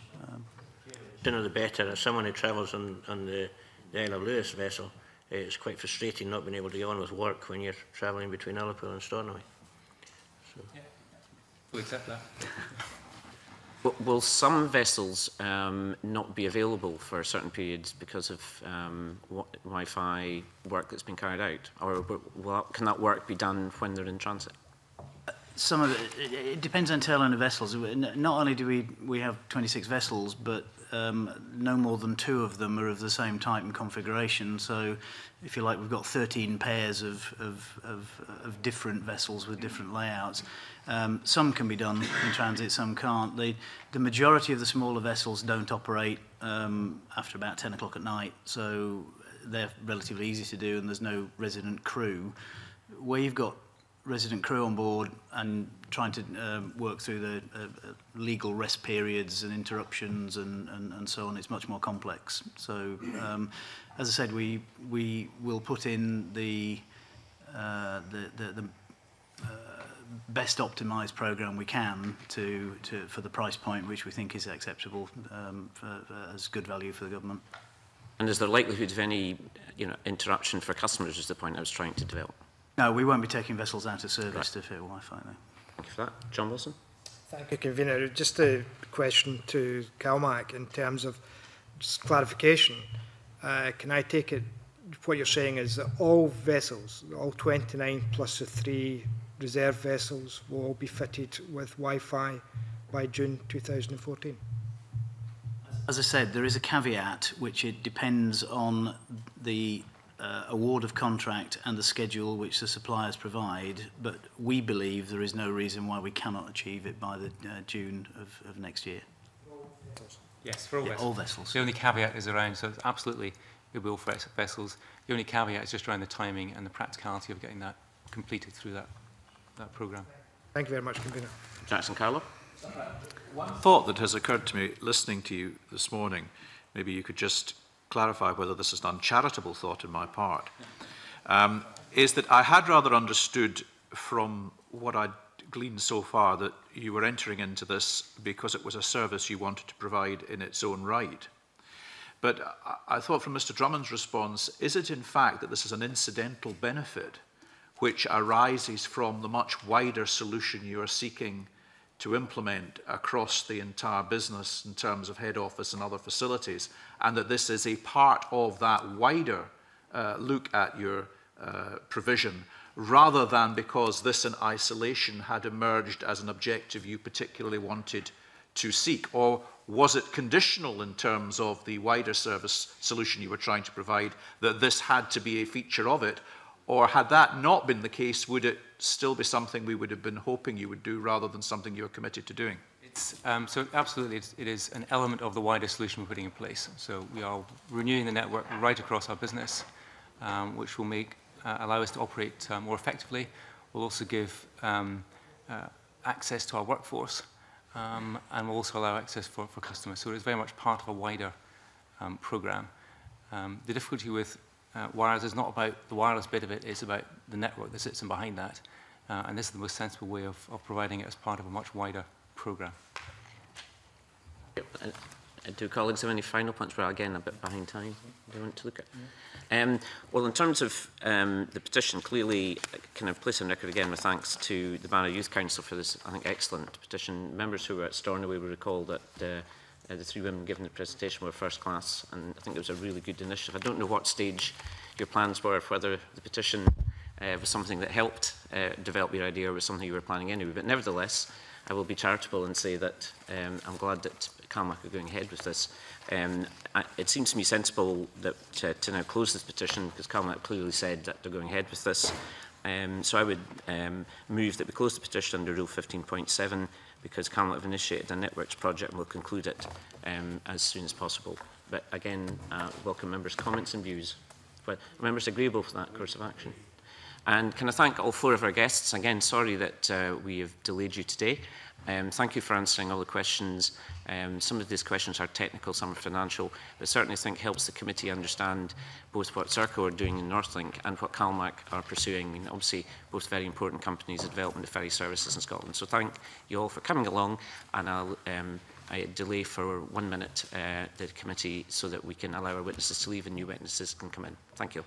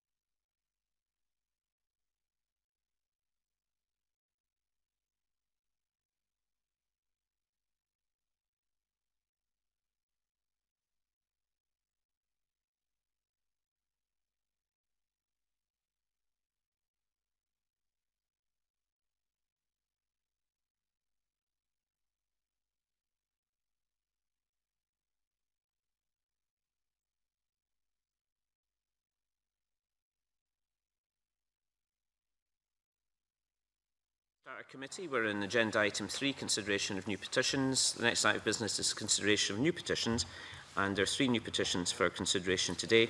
And as previously agreed, the committee has invited the petitioners to speak to 2 of them. The first is PE 1485 by David Ewing on airgun licensing in Scotland. Members have a note by the clerk on this and the spice brief. Could I welcome the petitioner, David Ewing, and we've got Colin Shedden and Tam Parker from the Scots Association of Country Sports. Could I invite Mr Ewing to make a brief opening remarks, after which we move to questions, starting with themselves and then my colleagues. Mr Ewing. Thank you. On the statement today, I hope to demonstrate there is absolutely no requirement or public support for a licensing scheme. The licensing scheme will not work and would impose an unfair financial and administrative burden on law-abiding shooters and the taxpayer as well as the police service. I've got many figures here today. Some I've already provided, and others which I hope to reveal of the absolute the costs that this could have.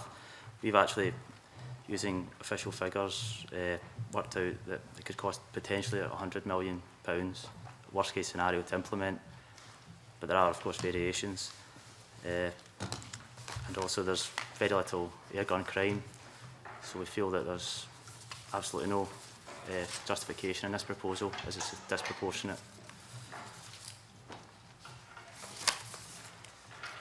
Since starting the campaign, I have spoken with many individuals within the UK and abroad, and everyone feels that in light of the figures presented, it's just totally unjustifiable in any way.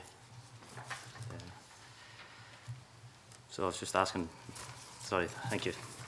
Thank you much, Mr Union. Thanks, again, thanks for coming and giving an opening statement. And it's always tricky coming along to committees. My first question is, why should law-abiding airgun owners worry about licensing? Well, it's airguns themselves are reasonably straightforward to obtain, and it's one of the first ways many people are introduced to shooting. Many who go on to obtain licensed firearms, but it's a very easy way for people to carry out pest control on a casual basis at a reasonably low cost. And once costs start increasing, you know, it has a knock-on effect on the people that do pest control for, and you know, people might not be able to afford the costs, and it can price maybe lower income people out the market of shooting. And what was your assessment of the Scottish Government consultation on this issue? Well, I thought it was very unfair because the Scottish Government apparently weren't consulting on the principle of licensing. They've decided it's going to go ahead. And clearly, the result of the consultation was 87% were actually against licensing altogether. So I don't think it was a very fair consultation. I should have said for Mr Parker and Mr Shedden, please feel free to intervene at any time if you wish to make a contribution or a point. Do either of you gentlemen wish to say? To make one very small point, an estimate by the industry has shown that the most common use for air rifles and the pellets that are used in air rifles is for general recreational shooting, plinking, which a lot of people would regard as shooting at tin cans or targets in the back garden, which has taken place, I would say, safely and harmlessly over many, many decades.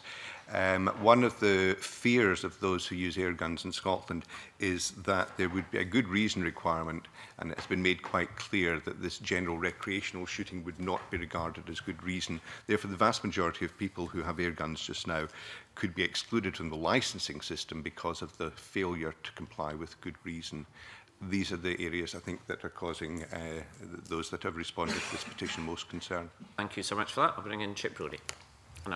Sorry, Mr. Parker first. Sorry, Mr. Sorry, Parker. one of the things I was going to say is, as an association, we have a lot of member clubs that are specifically based on air guns, and what they do is they bring in a lot of youngsters into the sport and train them to use them safely and to be aware of the dangers involved of them.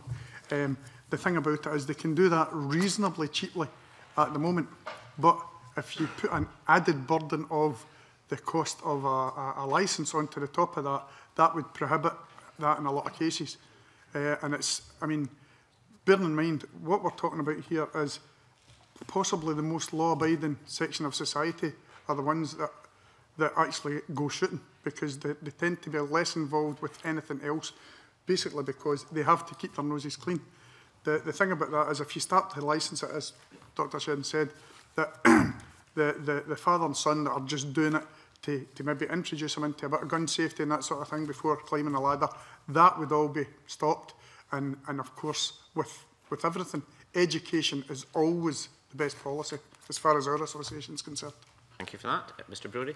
Thank you. Good morning, gentlemen. Have you ever been shot by an air rifle? I have. Very unpleasant. No licensing, no care, no education. Pardon?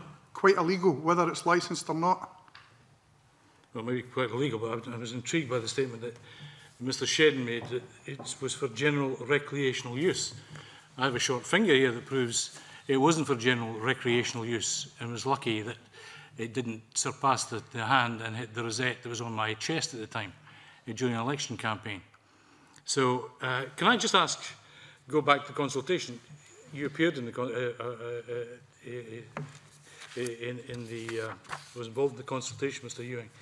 The 1,000 responses, do you believe they were across, generally, across the populace, or were they, do you think, people who were specifically either for or against air guns? Well, I believe everyone that had an interest in this proposal responded. Interest? Well, people that are for air gun licensing and people that are against it. Which might account for the 87%. Sorry? Which might account for the 87%. Well, everyone had an opportunity to respond. It was a public consultation, so I would put that most people aren't interested in it, and there's absolutely no justification for it.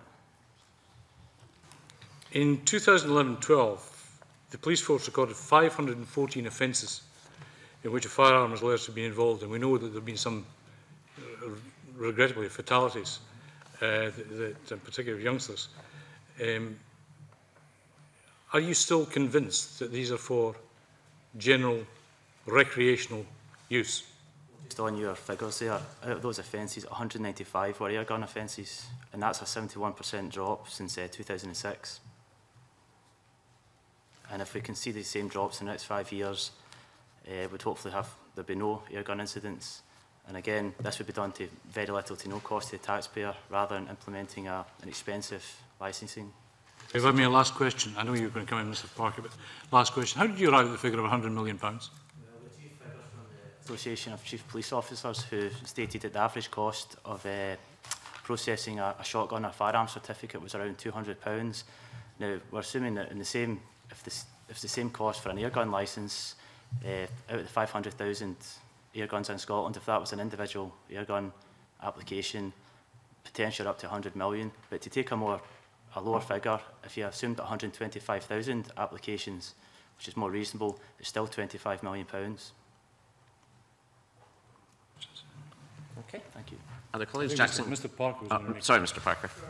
The incident where you were shot with the air gun, right?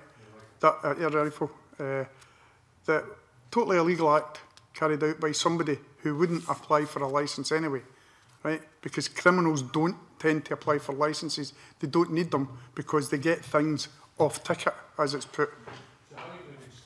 You can't exclude them. You're not trying to exclude them. You're trying to exclude lawful use of them. That's what the licensing's trying to do, right?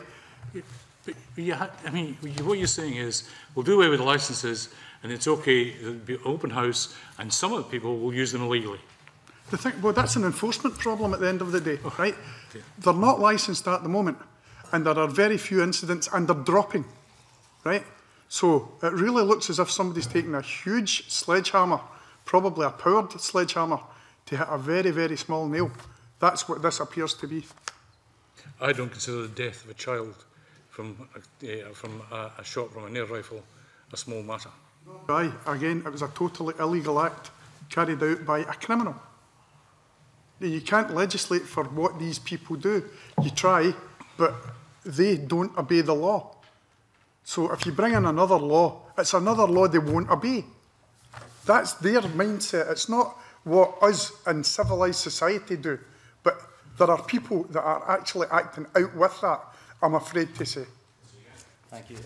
Just regarding you saying about the death of a child, I mean, I think we all agree that's a tragic incident. However, there's a case where a child was beaten to death with a golf club by its mother, and there doesn't seem to be the same outcry against golf or trying to regulate golf clubs. I mean, at the end of the day, it's the death of a child, and it's no point in blaming an inanimate object. It's the will behind the person. So I don't see how that's relevant. Mr. Carlo? Thank you, Convener. I mean, I think the important thing to understand here is that the Scottish Government are not proposing to ban air weapons. They're proposing to licence them. And I think the question that you are asking is what material effect licensing will have. And I have some sympathy with the view that it would not necessarily protect Mr. Brodie's finger one way or the other, whether or not these products were licensed. It was the ban on handguns and firearms which removed that. Let's remember they were licensed at the point that they were used in some very tragic instance in Scotland. So the licensing itself is not a guarantee that they will not be used inappropriately by an individual. So the question, I suppose, then is really, what is the practical effect of licensing? And I am struck by some of the relative figures that you have quoted here. Particularly the fact that the number of incidents is less than the number of people treated for dog bites in one hospital in Scotland alone. And so I think the burden of evidence and proof from the government when it brings this legislation forward will be to explain what the practical benefit of licensing will be relative to the incidents and the effect that it will have.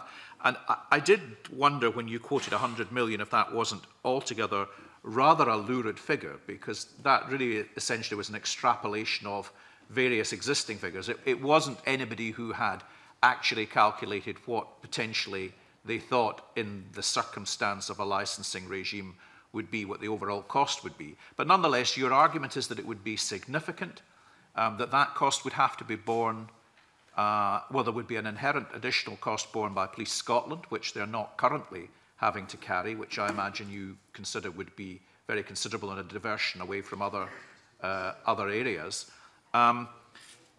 What efforts have you made to go a little bit beyond the figure that you quoted, either individually or collectively, to establish what you think a genuine overall likely cost would be?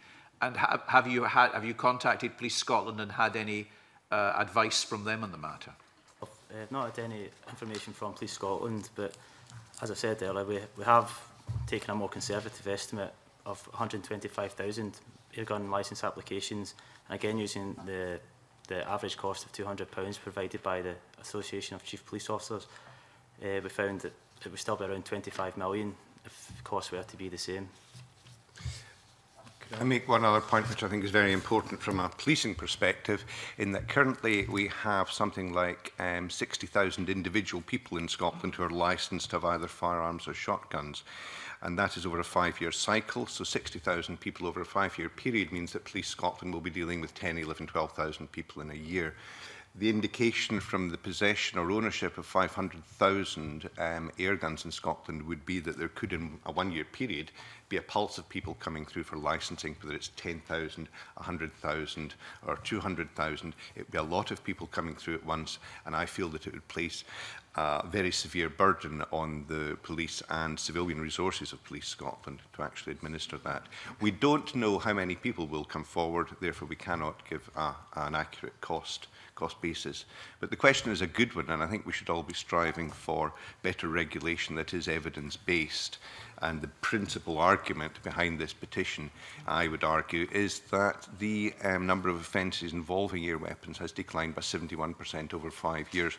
And Scottish Government have to be congratulated for their education initiatives and Police Scotland for enforcement of the legislation as well. And that, we feel, is the way forward to achieve better regulation.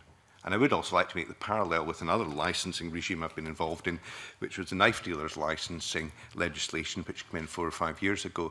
The Regulatory Review Group has just looked at this legislation and felt that it has not worked at all. It has disproportionately affected rural businesses, and their advice to government is that instead of it being mandatory, it should be discretionary to local authorities. They obviously couldn't say, let's scrap knife dealers licensing, but that's the best that they could. And I worry that in 5 or 10 years' time, we could be looking at a similar situation where airgun licensing has resulted in the same muddle, mess and no benefit to public safety. Knife crimes have fallen by 61%. Are you saying that licensing had no bearing on some of that? The Regulatory Review Group report says that knife dealers licensing had no impact on, and there's no evidence of any impact on knife crime. And please bear in mind that this legislation, the knife dealers licensing legislation, was designed for non-domestic knives, commonly known as hunting knives. And these are not the knives that are commonly associated with knife crime in Scotland. Mr MacDonald? Convener, good morning, Mr Ewing. I've had a read of your statement back in your petition online. Now, in the final paragraph, you state that, and I quote, the shooting community is a minority, but it faces a lot of persecution and bigotry than would be unacceptable to any other minority group. Now, persecution and bigotry are quite strong, is quite strong terminology. Can you expand on that statement? I find maybe a lot of times in the media, for example, if you have an interest in shooting or gun ownership, you're made out to be a bit of a strange person. There's several groups with online media, for example, that gloat over the injury of people that may be hurt during a hunting accident or horse riding, something like that, and they gloat over injuries. And you know, it wouldn't be acceptable to laugh at this at other minorities. So I think we are kind of picked on to an extent. But that's not the wide picture. I mean, that's just exceptions to the rule, I would imagine. Well, I think that a great many people within the public, they don't know a lot about the sports and things like that, and media doesn't help it, and a lot of opinions are formed through ignorance. They just don't understand some of the facts of the matter, and we do face a lot of abuse, I would say. Okay, thanks. Any other members? Mr Wilson? Thank you, Convener. Good morning, gentlemen. Just to examine some of the submission that you've made, Mr Ewing, yes, you use figures such as estimated 500,000 air guns in Scotland.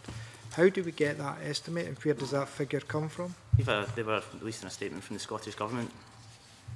And have you examined where the Scottish Government get that figure from? Because one of the problems I have is if you're going for a licensing regime and you're basing it on estimates of 500 air guns in Scotland, then it becomes, to my mind, very difficult to introduce retrospectively a licensing regime that tries to encapsulate every air rifle and air gun that's out there, because who owns those air rifles and air guns? Do we know? Well, I wouldn't say you couldn't tell who, no.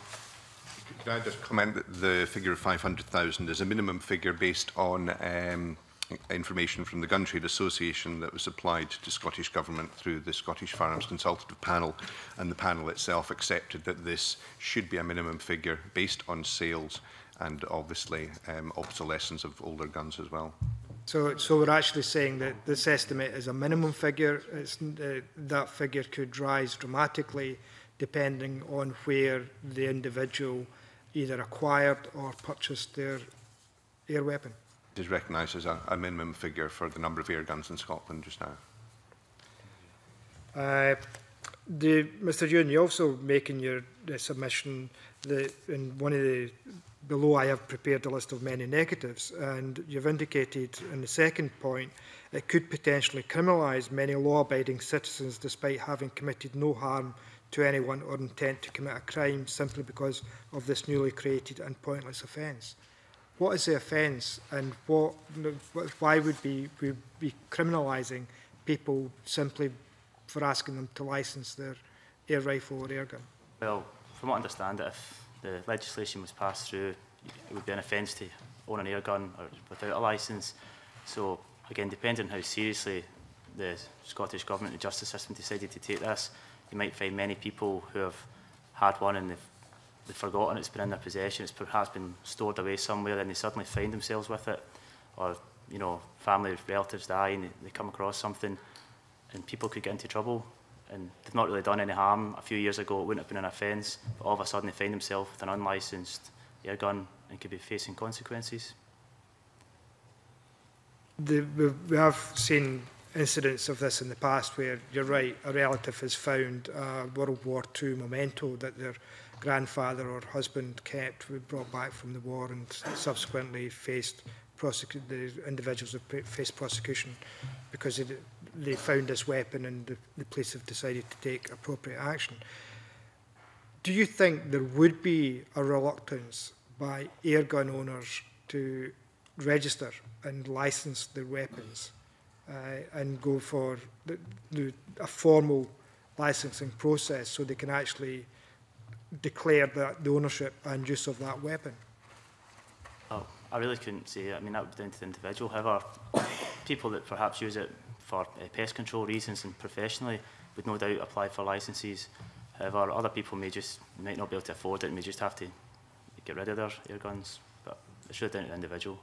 You've spoken about the cost, Mr. Ewing, and you said on several occasions that people wouldn't be able to afford the licensing. What would you expect the licensing costs to be? Well, again, it depends. If we're going on the same principle of the current shotgun and firearm certificates, it would possibly around £50. But I've heard figures of £100 quoted. But that's not just the only issue.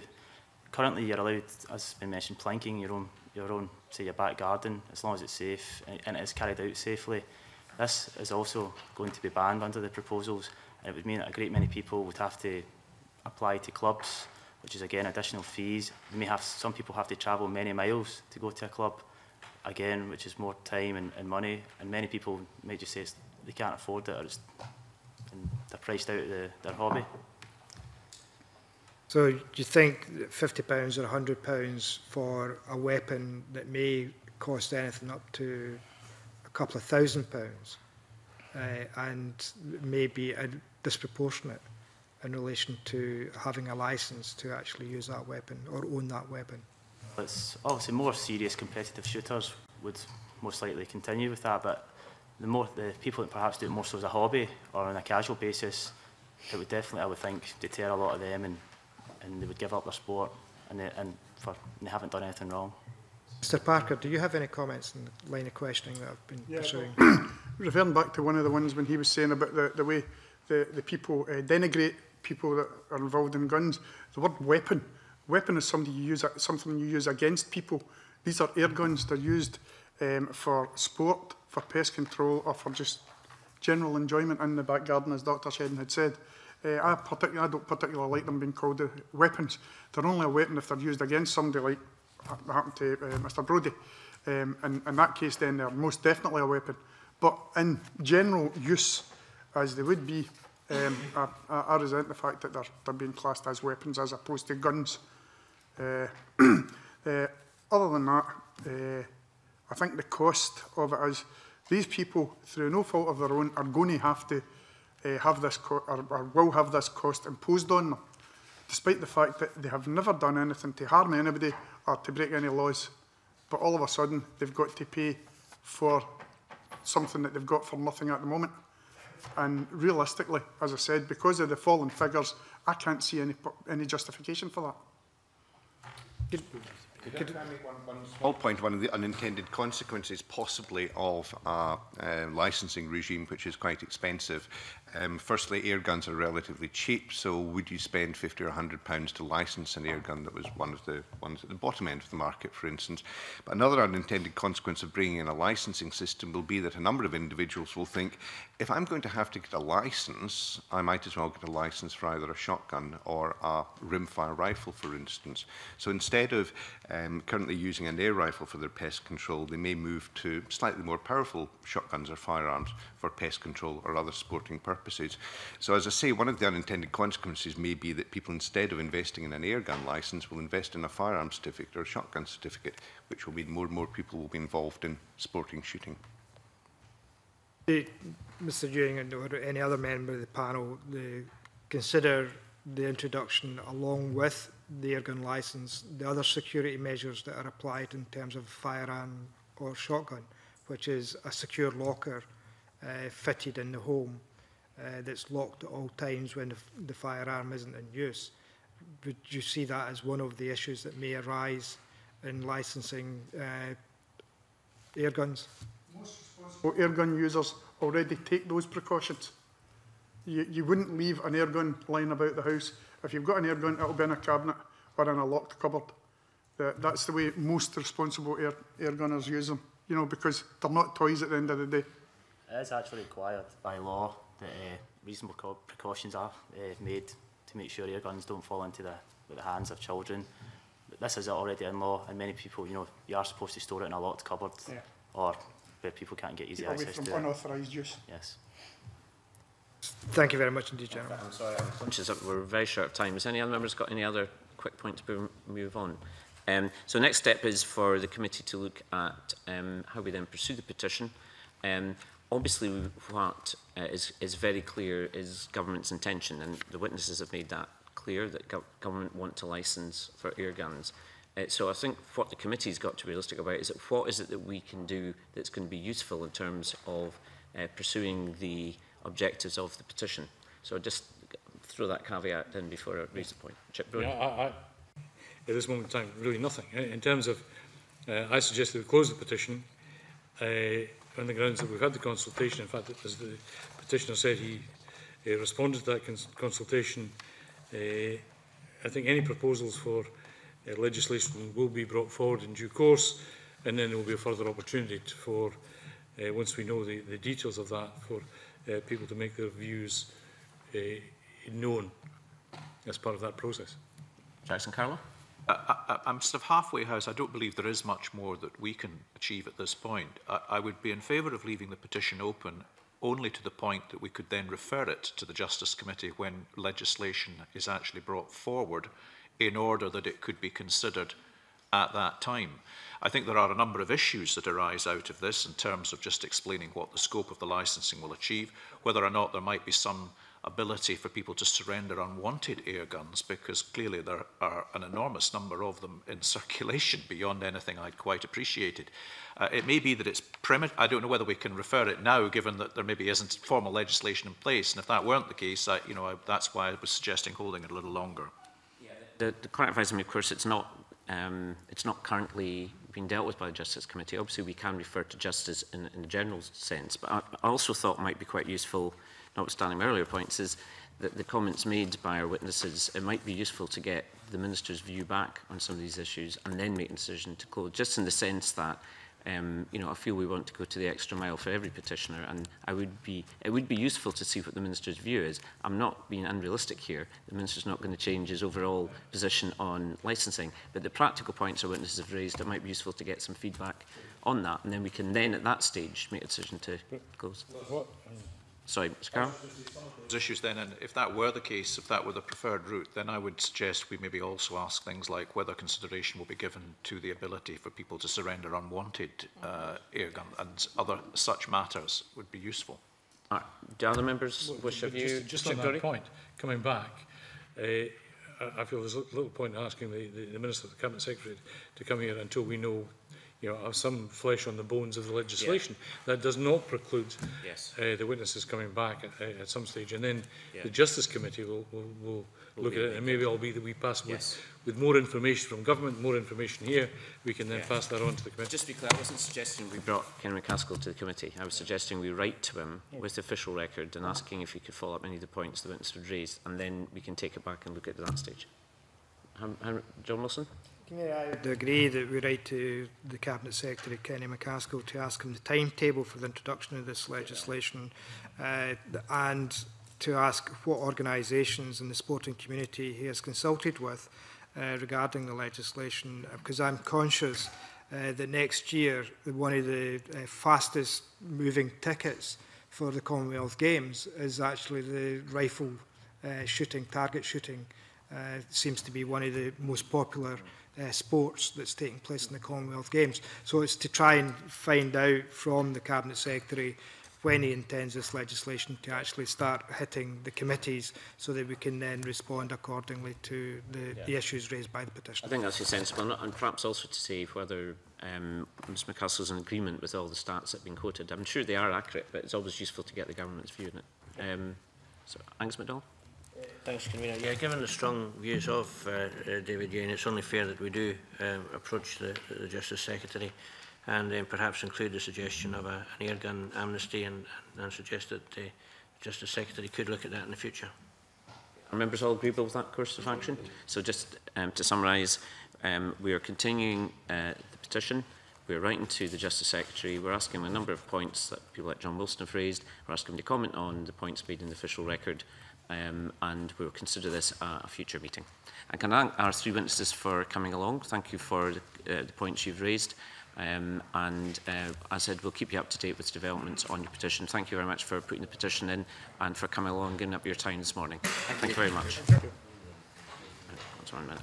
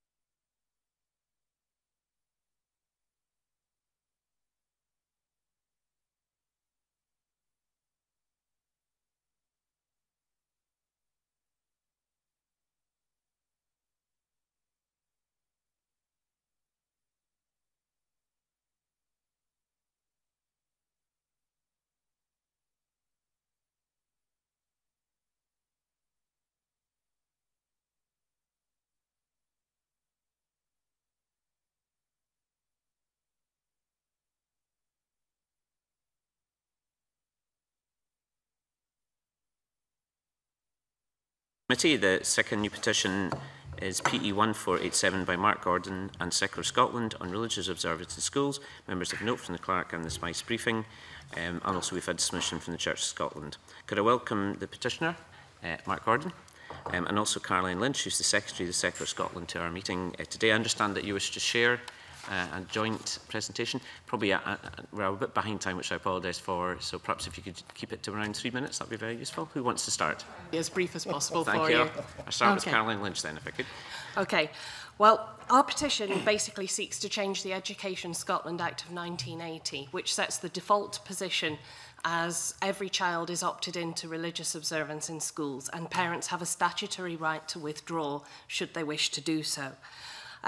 We wish to have an active and meaningful choice for parents of whether or not they wish to participate in religious observance or whether they send their child into a suitable and meaningful alternative activity.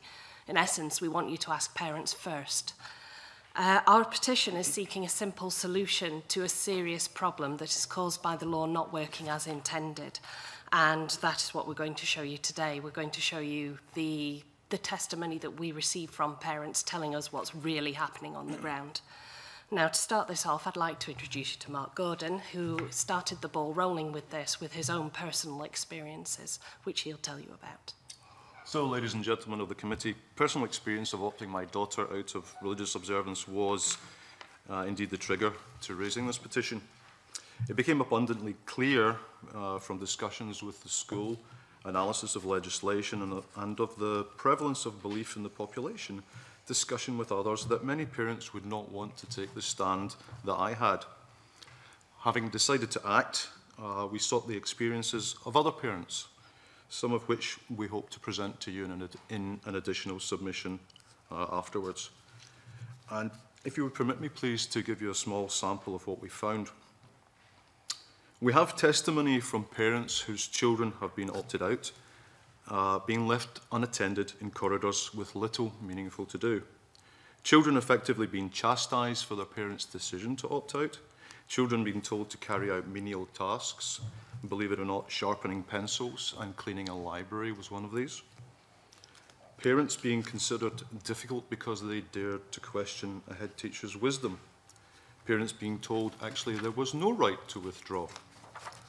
Parents having to seek legal advice because a school couldn't or wouldn't provide acceptable alternative activities. Parents being told that alternative activities such as humanist material would categorically not be allowed. A teenage pupil who had a right to withdraw himself being forcibly prevented from leaving religious observance that he objected to.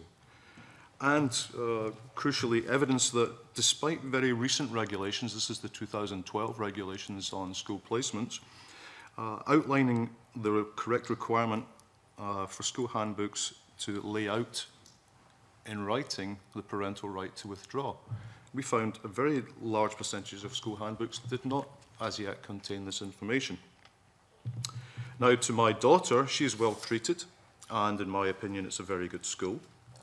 But she has reported, as others have, that she's been sitting in the school office with the school secretary during religious assemblies, and more recently was taken against my written instructions to a church service. And maybe not every parent is as confident as I am to make a stand for what is the right thing to do. Perhaps most parents might not wish their children to be exposed to some aspects of Christian religious observance, and perhaps they just didn't feel able to opt out. They didn't feel able to address the issue, to face up to the authority of the school, to risk their child being ostracized by non-conformance, or perhaps just that they feared damaging an otherwise healthy parent-teacher relationship. So my conclusion was that the law was no longer in accordance with the demographic of Scotland, which has changed significantly since the last review. There's a built-in unfairness, despite the Religious Observance Review Group stating that religious observance should not be of a confessional nature. We know from testimony that it is. Existing legislation makes the removal of religious observance, even from a single school, extremely difficult.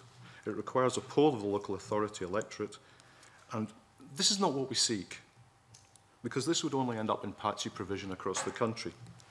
On the contrary, it might well be that our petition, if successful, would actually strengthen religious observance through discussion.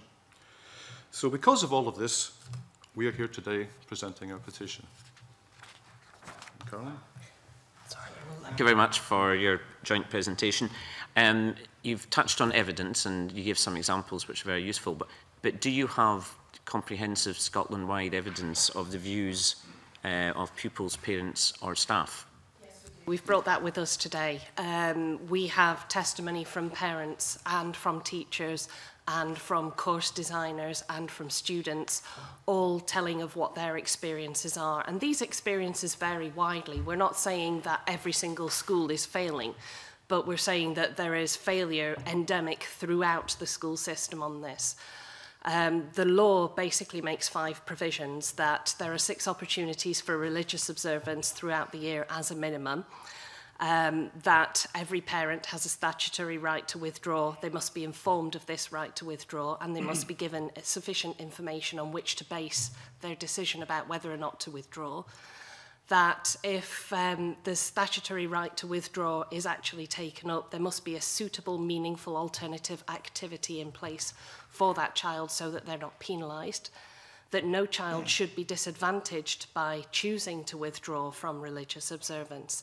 There are failures in all of these areas across the board. It's endemic. It's happening everywhere, and that's why the law needs to be urgently reformed, in our opinion. Thank you. And if you've not done it already, perhaps we could have look at that evidence. Absolutely. So we can circulate. Chip Brody? Yes, good afternoon. I'm intrigued by, and perhaps may somewhat agree with the comment that you made, Mr. Gordon reference, this change may strengthen religious observance. How do you come to that? We think that it's making it a more inclusive process. It's something that parents and children would positively opt to get involved in. I think there are possibly a lot of kids who don't actually want to be there.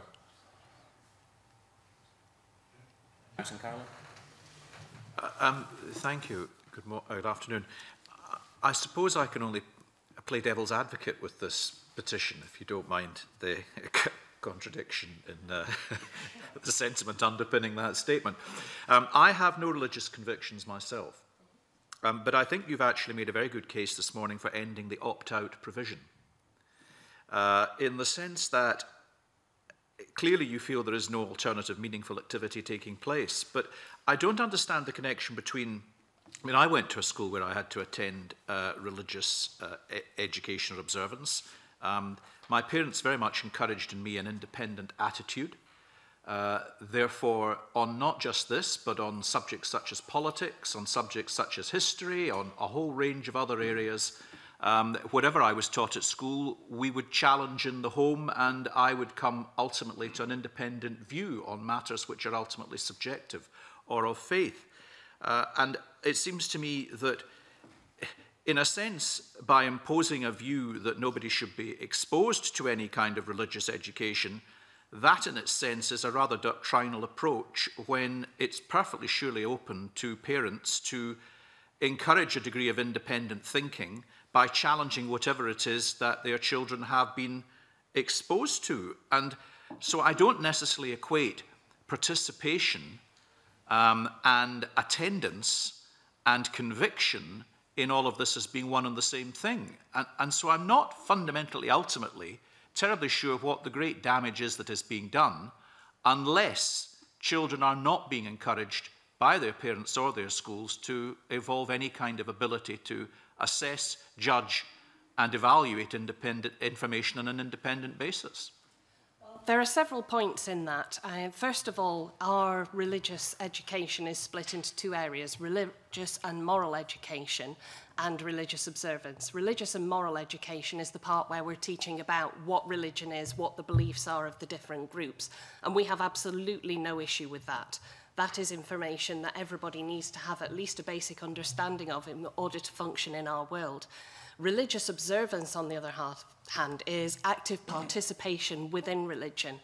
And while there are guidances in place to say what this should be, and that it should be non-denominational and inclusive, and that it shouldn't contravene anyone's personal faith stance, the reality on the ground is that this is, in most cases, Christian worship.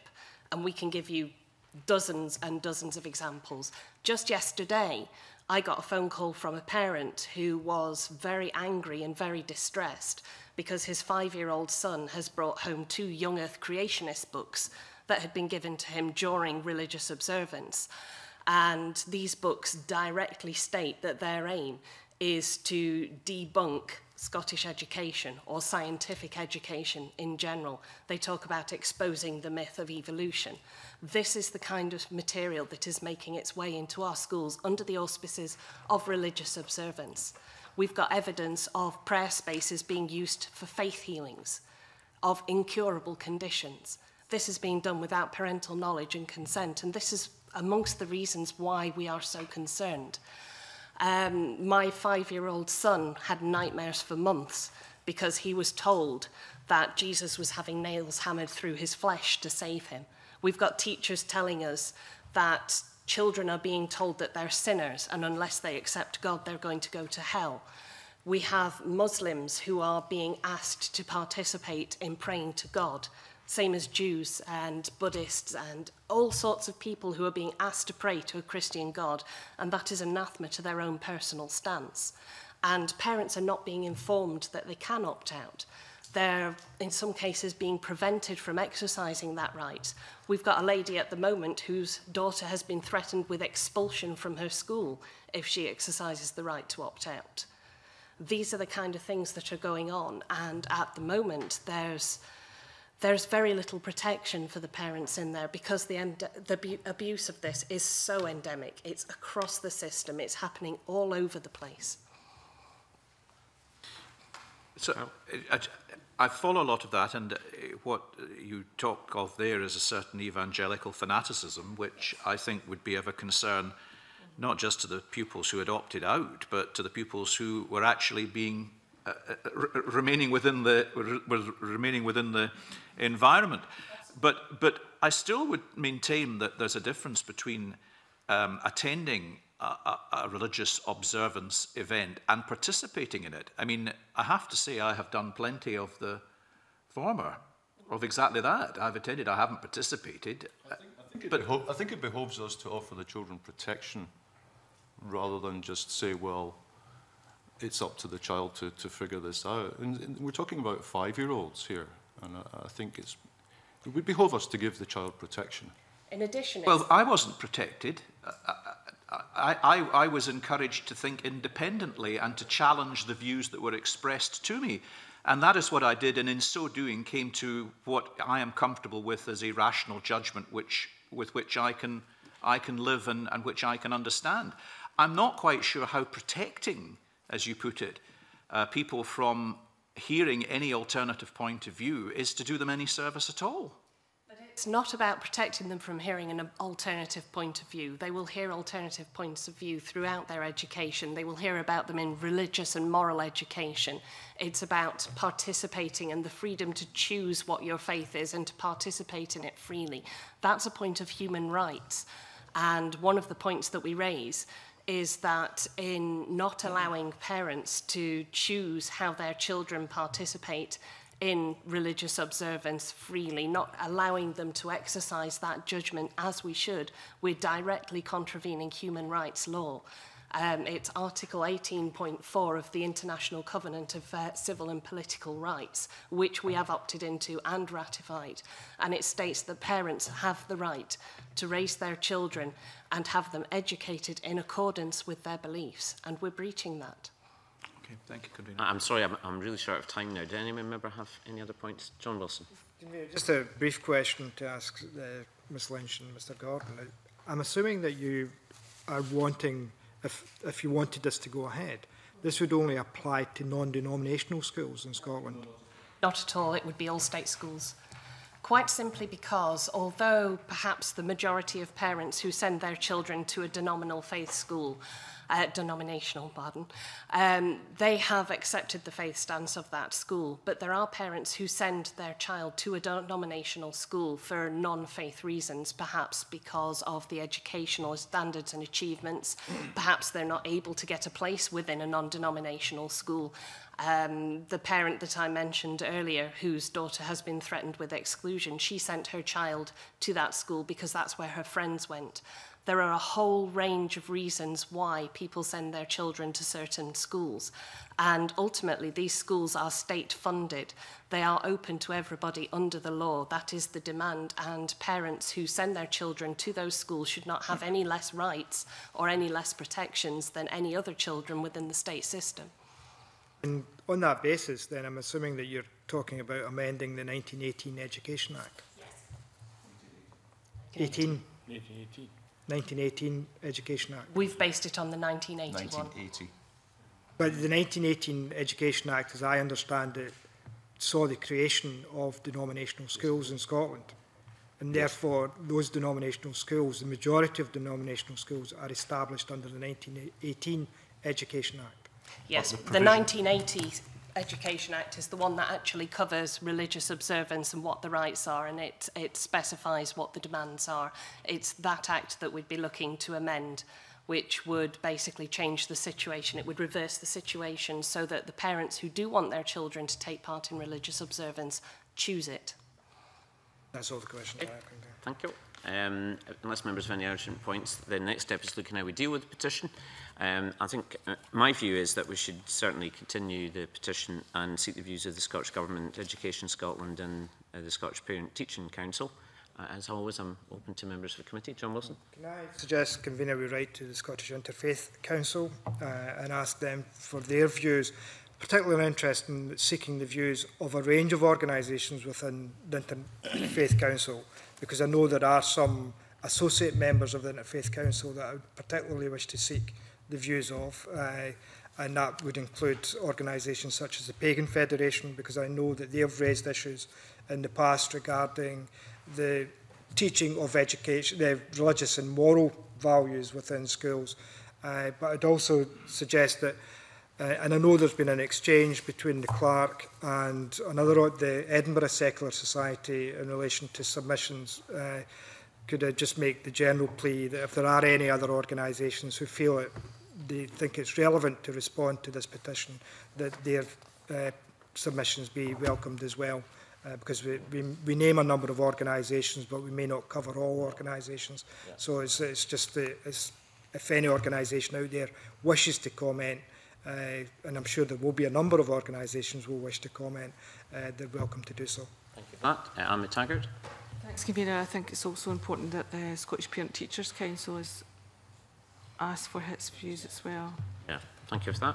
And Jackson Carlo? I would be interested in exploring with local authorities the question of the provision of alternatives during the opt-out process, because that struck me as being not quite fulfilling the suitable, worthwhile alternative activity. So I'd be interested to know what the actual numbers of people opting out are, how a provision for an alternative suitable activity is established and conducted, whether in fact that's not happening because it's difficult to finance and sustain. And so I think there are some quite interesting issues around about all of that, because I'm left slightly uncomfortable with the idea that either resources are being diverted or that individuals are actually benefiting in no way whatsoever from being able to exercise an opt-out. That's a good point. Perhaps if you're right to say 6 local authorities that vary with rural and island and busy city centre. John Wilson? Could I suggest, Convener, we also write to the EIS to ask them their views on this issue, and the Scottish Senior Head Teachers Association, I'm not sure of the acronym, yes, but it's the Scottish Senior and Head Teachers Association, because I think there's an issue from the educational perspective, particularly given the petitioners raised the issue about the localised choice of head teachers and teaching staff within a school as to what they deliver in terms of religious and moral education and also religious observance. Thank you for that. Any members have any other points? It's not really covered. So are members happy with our course of action, which is to continue this and to seek the views of the various organisation that we've identified earlier? And can I thank both our witnesses for coming along today? We'll keep you up to date with developments, and apologies again that you were held back because we were delayed with some earlier very lengthy petitions that we had. I won't suspend because of time constraints, but allow our witnesses to leave. Thank you very much. If we just go on to third petition, it's PE 1484 by Ian Tho, an independent regulator for national exams set by the Scottish Qualifications Authority. We've got the note and the SPICE briefing. My view is that we should continue this to seek the views of the Scottish Government, Scottish Qualifications Authority and the Scottish Public Service Ombudsman. But welcome members' views. No, I agree. I mean, this needs, the background here is deeply disturbing and deeply disconcerting as to, when I see tiers of management, you know, a chair, a board, then an advisory council, then an executive management team, that it may take 20 days to resolve an issue, and if it is unresolved, they then go to another part of the same organisation. You know, we really need to get into this one. Good. Are members agreeable with that course of action? Thank you for that. Can we move to agenda item 4, consideration of current petitions. PE 1408 by Andrea MacArthur on the updating of pernicious anemia, stroke vitamin B12 deficiency, understanding and treatment. Members have a note by the clerk. I think again I think we had a debate in the Chamber on this one. It was a very good petition.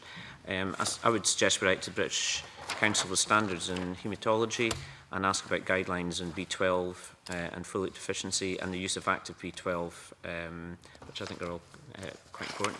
I think, John Wilson, you had an interest in this. Yeah. I did, Convener, and it was just to support your suggestion for action, because we were advised in an earlier discussion at this committee that the report would be available during the summer. We've now ended, well, we've ended our summer. Clearly, we don't have the report as yet, and I would seek to support you in calling for the British Committee for Standards to give us an indication when the report will be available.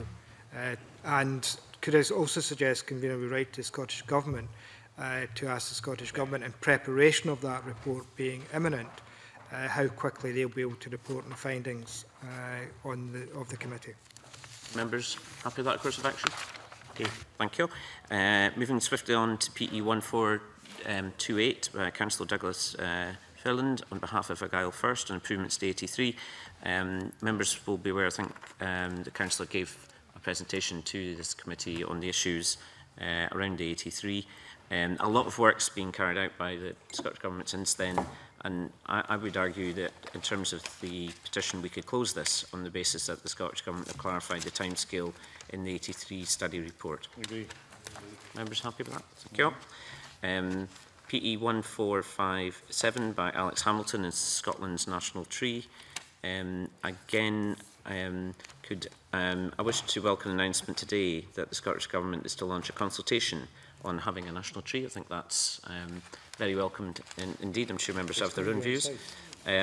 So I would argue here that we could close this on the basis that the government has undertaken consultation, and this is very much in keeping with Alex Hamilton's request in this petition. So it actually meets the needs of the petition. John Wilson. Could I suggest we also submit Mr Hamilton's submissions and the evidence we received to the Scottish Government as part of the consultation? Just speaking personally, can I note it rather than welcome it, Convener? Does that mean you're pining for another tree? No. That's no. why they changed the logo. Angus Macdonald. Yeah, Convener, can I just draw attention to Alex Hamilton's comments from the 11th of August, in which he encourages us to make statements to the press, both local and national. So I, for one, will certainly be issuing a press release welcoming to the local media, welcoming or urging my constituents to engage in the consultation process. So good, thank you for that. I would encourage others to do so. We've got trees before. And I move on to PE 1467 by Andrew McGowan, member of the Scottish Youth Parliament, on behalf of the Scottish Youth Parliament on a Scottish Living Wage Recognition Scheme. Again, members have a note and submissions. I think, again, that the Youth Parliament's done a lot of good petitions here.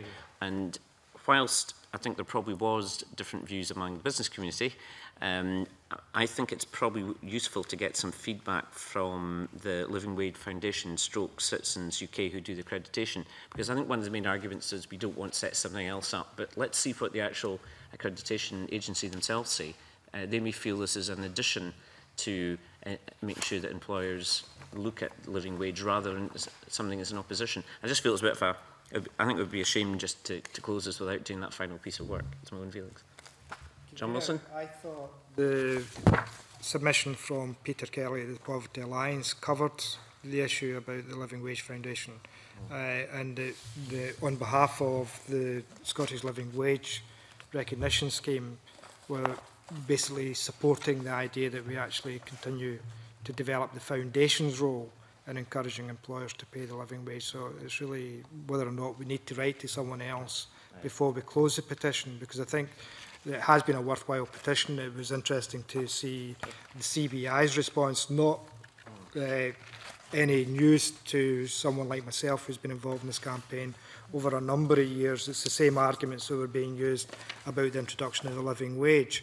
But really, I think we are in a position now where there is general recognition for the living wage, and it's really, we could close this petition now and move on. Just to clarify, Mr Wilson, did the Poverty Alliance speak on behalf of the Living Wage Foundation? They spoke on, but my reading of it, they spoke on behalf of a number of organisations, including the STUC, Scottish Churches, the GMB, PCS, Oxfam, and Child Poverty Action Group, and basically said that they already recognise the scheme and would urge any campaign to support further recognition through the scheme that's currently in place. Thank you for that. Jackson Carlo? I think it would be worth holding it open a little bit longer as well. I note the reported comments of the UK government who are about to announce incentives to employers to pay the living wage over above the national minimum wage. And I think it would be interesting to see what actions the UK coalition government are proposing to take to encourage a higher level of payment before we close this, to see whether there's anything in that we might commend to the Scottish government as well. Thank you for that. Anne McTaggart? Just to say that it's been an outstanding petition, and thanks again to obviously Andrew McGowan, who is along here today with the petition again. But for reasons that Jackson Carlo has also illustrated, I think it would be important for us to keep the petition open for those views.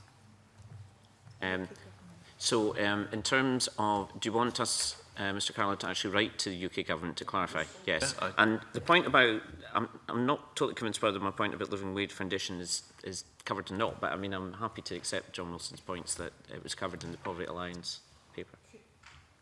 And to the Living Wage Foundation, just to clarify that it's not going to be in conflict with that.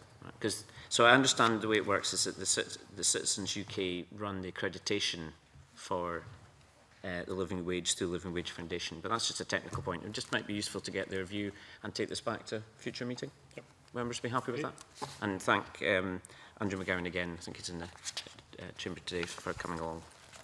The next petition is PE 1440 by Lauren King, again as member of the Scottish Youth Parliament, on behalf of the Scottish Youth Parliament on a Young Carers Grant. Members have a note by the clerk and submissions. And certainly I think it's, again, another good petition. It would seem to make sense to refer this to the Education and Council Committee, because I think they're looking at the Children and Young People's Bill, aren't they, as we speak. Would members be agreeable to refer this on to this committee? Yes. Okay, and that's fine. And PE 1471 by Rachel McCulley, again, member of the Scottish Youth Parliament, who have got a bit of a dominance in these petitions today. On young people's hospital wards, members have a note by the clerk and submissions. Again, can I take views from members on next steps? I think we're still seeking responses from NHS Borders and Lothian. Do members wish to get a complete answer before we analyse this in full? I know it's a bit of a common view, which I know Brodie in particular isn't happy about delays, but I always believe we should get all the responses back before we do. I agree, but I mean, we see 3 responsible petitions from the Scottish Youth Parliament, and I think it's incumbent that, and I won't bore everyone with speedy responses, but I think these are not, you know, sort of fly-by-night petitions. Yeah. They're serious petitions, and you know, we'll have to encourage, make sure that everybody understands they're serious, so that we can go back and address them. And I think we should certainly do that. And once we've done that, then seek clarification. I suggest to seek clarification of the government and NHS Education for Scotland. That's what we should, how we can then progress it. Thank you. Any other members on the target? Just to agree and thank again the petitioner for coming along to the gallery today to hear the petition being actioned again. It would be important to keep this petition open for all the reasons that has been given earlier. Any other member? Jackson Carlo? It seems to me from the range of responses that we've received that many of the health boards have told us what they do rather than what their particular response to the petition is, and in fact in some way seek to exercise a flavour, if I can call it that way, of the petitioner's request rather than necessarily the letter of it. So I think when we've collected all of this, what we won't actually have necessarily is a concise view of the nature of the petition, but of how young adults are treated within the system. And I think that at that point, probably it would be useful for the Health and Sport Committee to take a look at it and see what they feel should be done if there's a need to try and coordinate and bring about some national standard. to contribute? Are members happy with the policy and that we're continuing this to seek the responses that are still outstanding and the additional ones that Chick Brodie raised? Thank you for that. And the final current petition today is PE 1474 by David Milne on governance and propriety during the Many development. Members have a note by the clerk and the submissions. Can I invite contributions to members on next steps for this petition? Jackson Carlow. Police Scotland denied that they had been part of some major conspiracy, which I think was what was being suggested to us when we took evidence that they had been cooperating with the Mr. Trump's organisation in order to, in a discretionary basis, apply the law. And that seems to be the flavour of most of the other responses that we've had. And for those reasons, I'm actually in favour of closing this petition. Members agreeable? I agree. We need more than... We would have needed more than this. We would have needed actual evidence, and there is none. And the responses have been, I think, attended to that, and therefore we should shut the thing. Members agreeable? John Wilson? Yeah, before we close it, could I ask whether or not David Millen responded to any of the submissions that we received? He did, yes. Do you want something in front of it? All right. Members have the submission in the papers. But it's not been published. Convener, I'm just seeking clarification of whether or not we put it on the record that Mr Milne did respond. However, there may be issues regarding some of the content of that response, so that we actually put that as a committee on the record.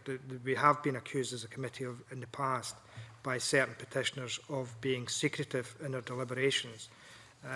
And it would be useful to, before we close this fully, that we fully understand that there was a submission made by Mr Millen. However, because of some issues that have arisen because of that submission, it is not publicly available, but will become, or hopefully the majority of that response will become available once some issues have been resolved. I think that's a perfectly fair point that John Wilson makes. So just record officially for the record that we have all received the feedback from David Milne, and the committee made a decision in light of that letter. There's some issues around the complete submission of that, and that will come out in due course, as John Wilson has said. So my view then is, after hearing the comments from everyone and the observations from the other public bodies, that there's little to demonstrate that another inquiry is necessary and that we should close this petition under Rule 15.7. Yeah. Is that agreeable? And we're still in public. Can I move on to agenda item 5? It's correspondence. We did receive a letter from President of COSLA. You recall there's been some issues around us asking COSLA for responses, and for one reason or another, it's not always been we've not always been able to get that feedback in time for us to make further deliberations in the committee. And there's a suggestion that the Vice Convener and myself meet the President of COSLA to discuss that issue further. And obviously just want to seek the committee's agreement that the clerk and Chick Brodie and I do meet the President of COSLA at their suggestion. And we'll obviously feed that back to a future meeting. Sure. John Wilson? No comment at this moment, Convener. Okay, thank you for that. And could I formally close the meeting? Just ask members to stay behind for just a couple of minutes. There's nobody else in the gallery.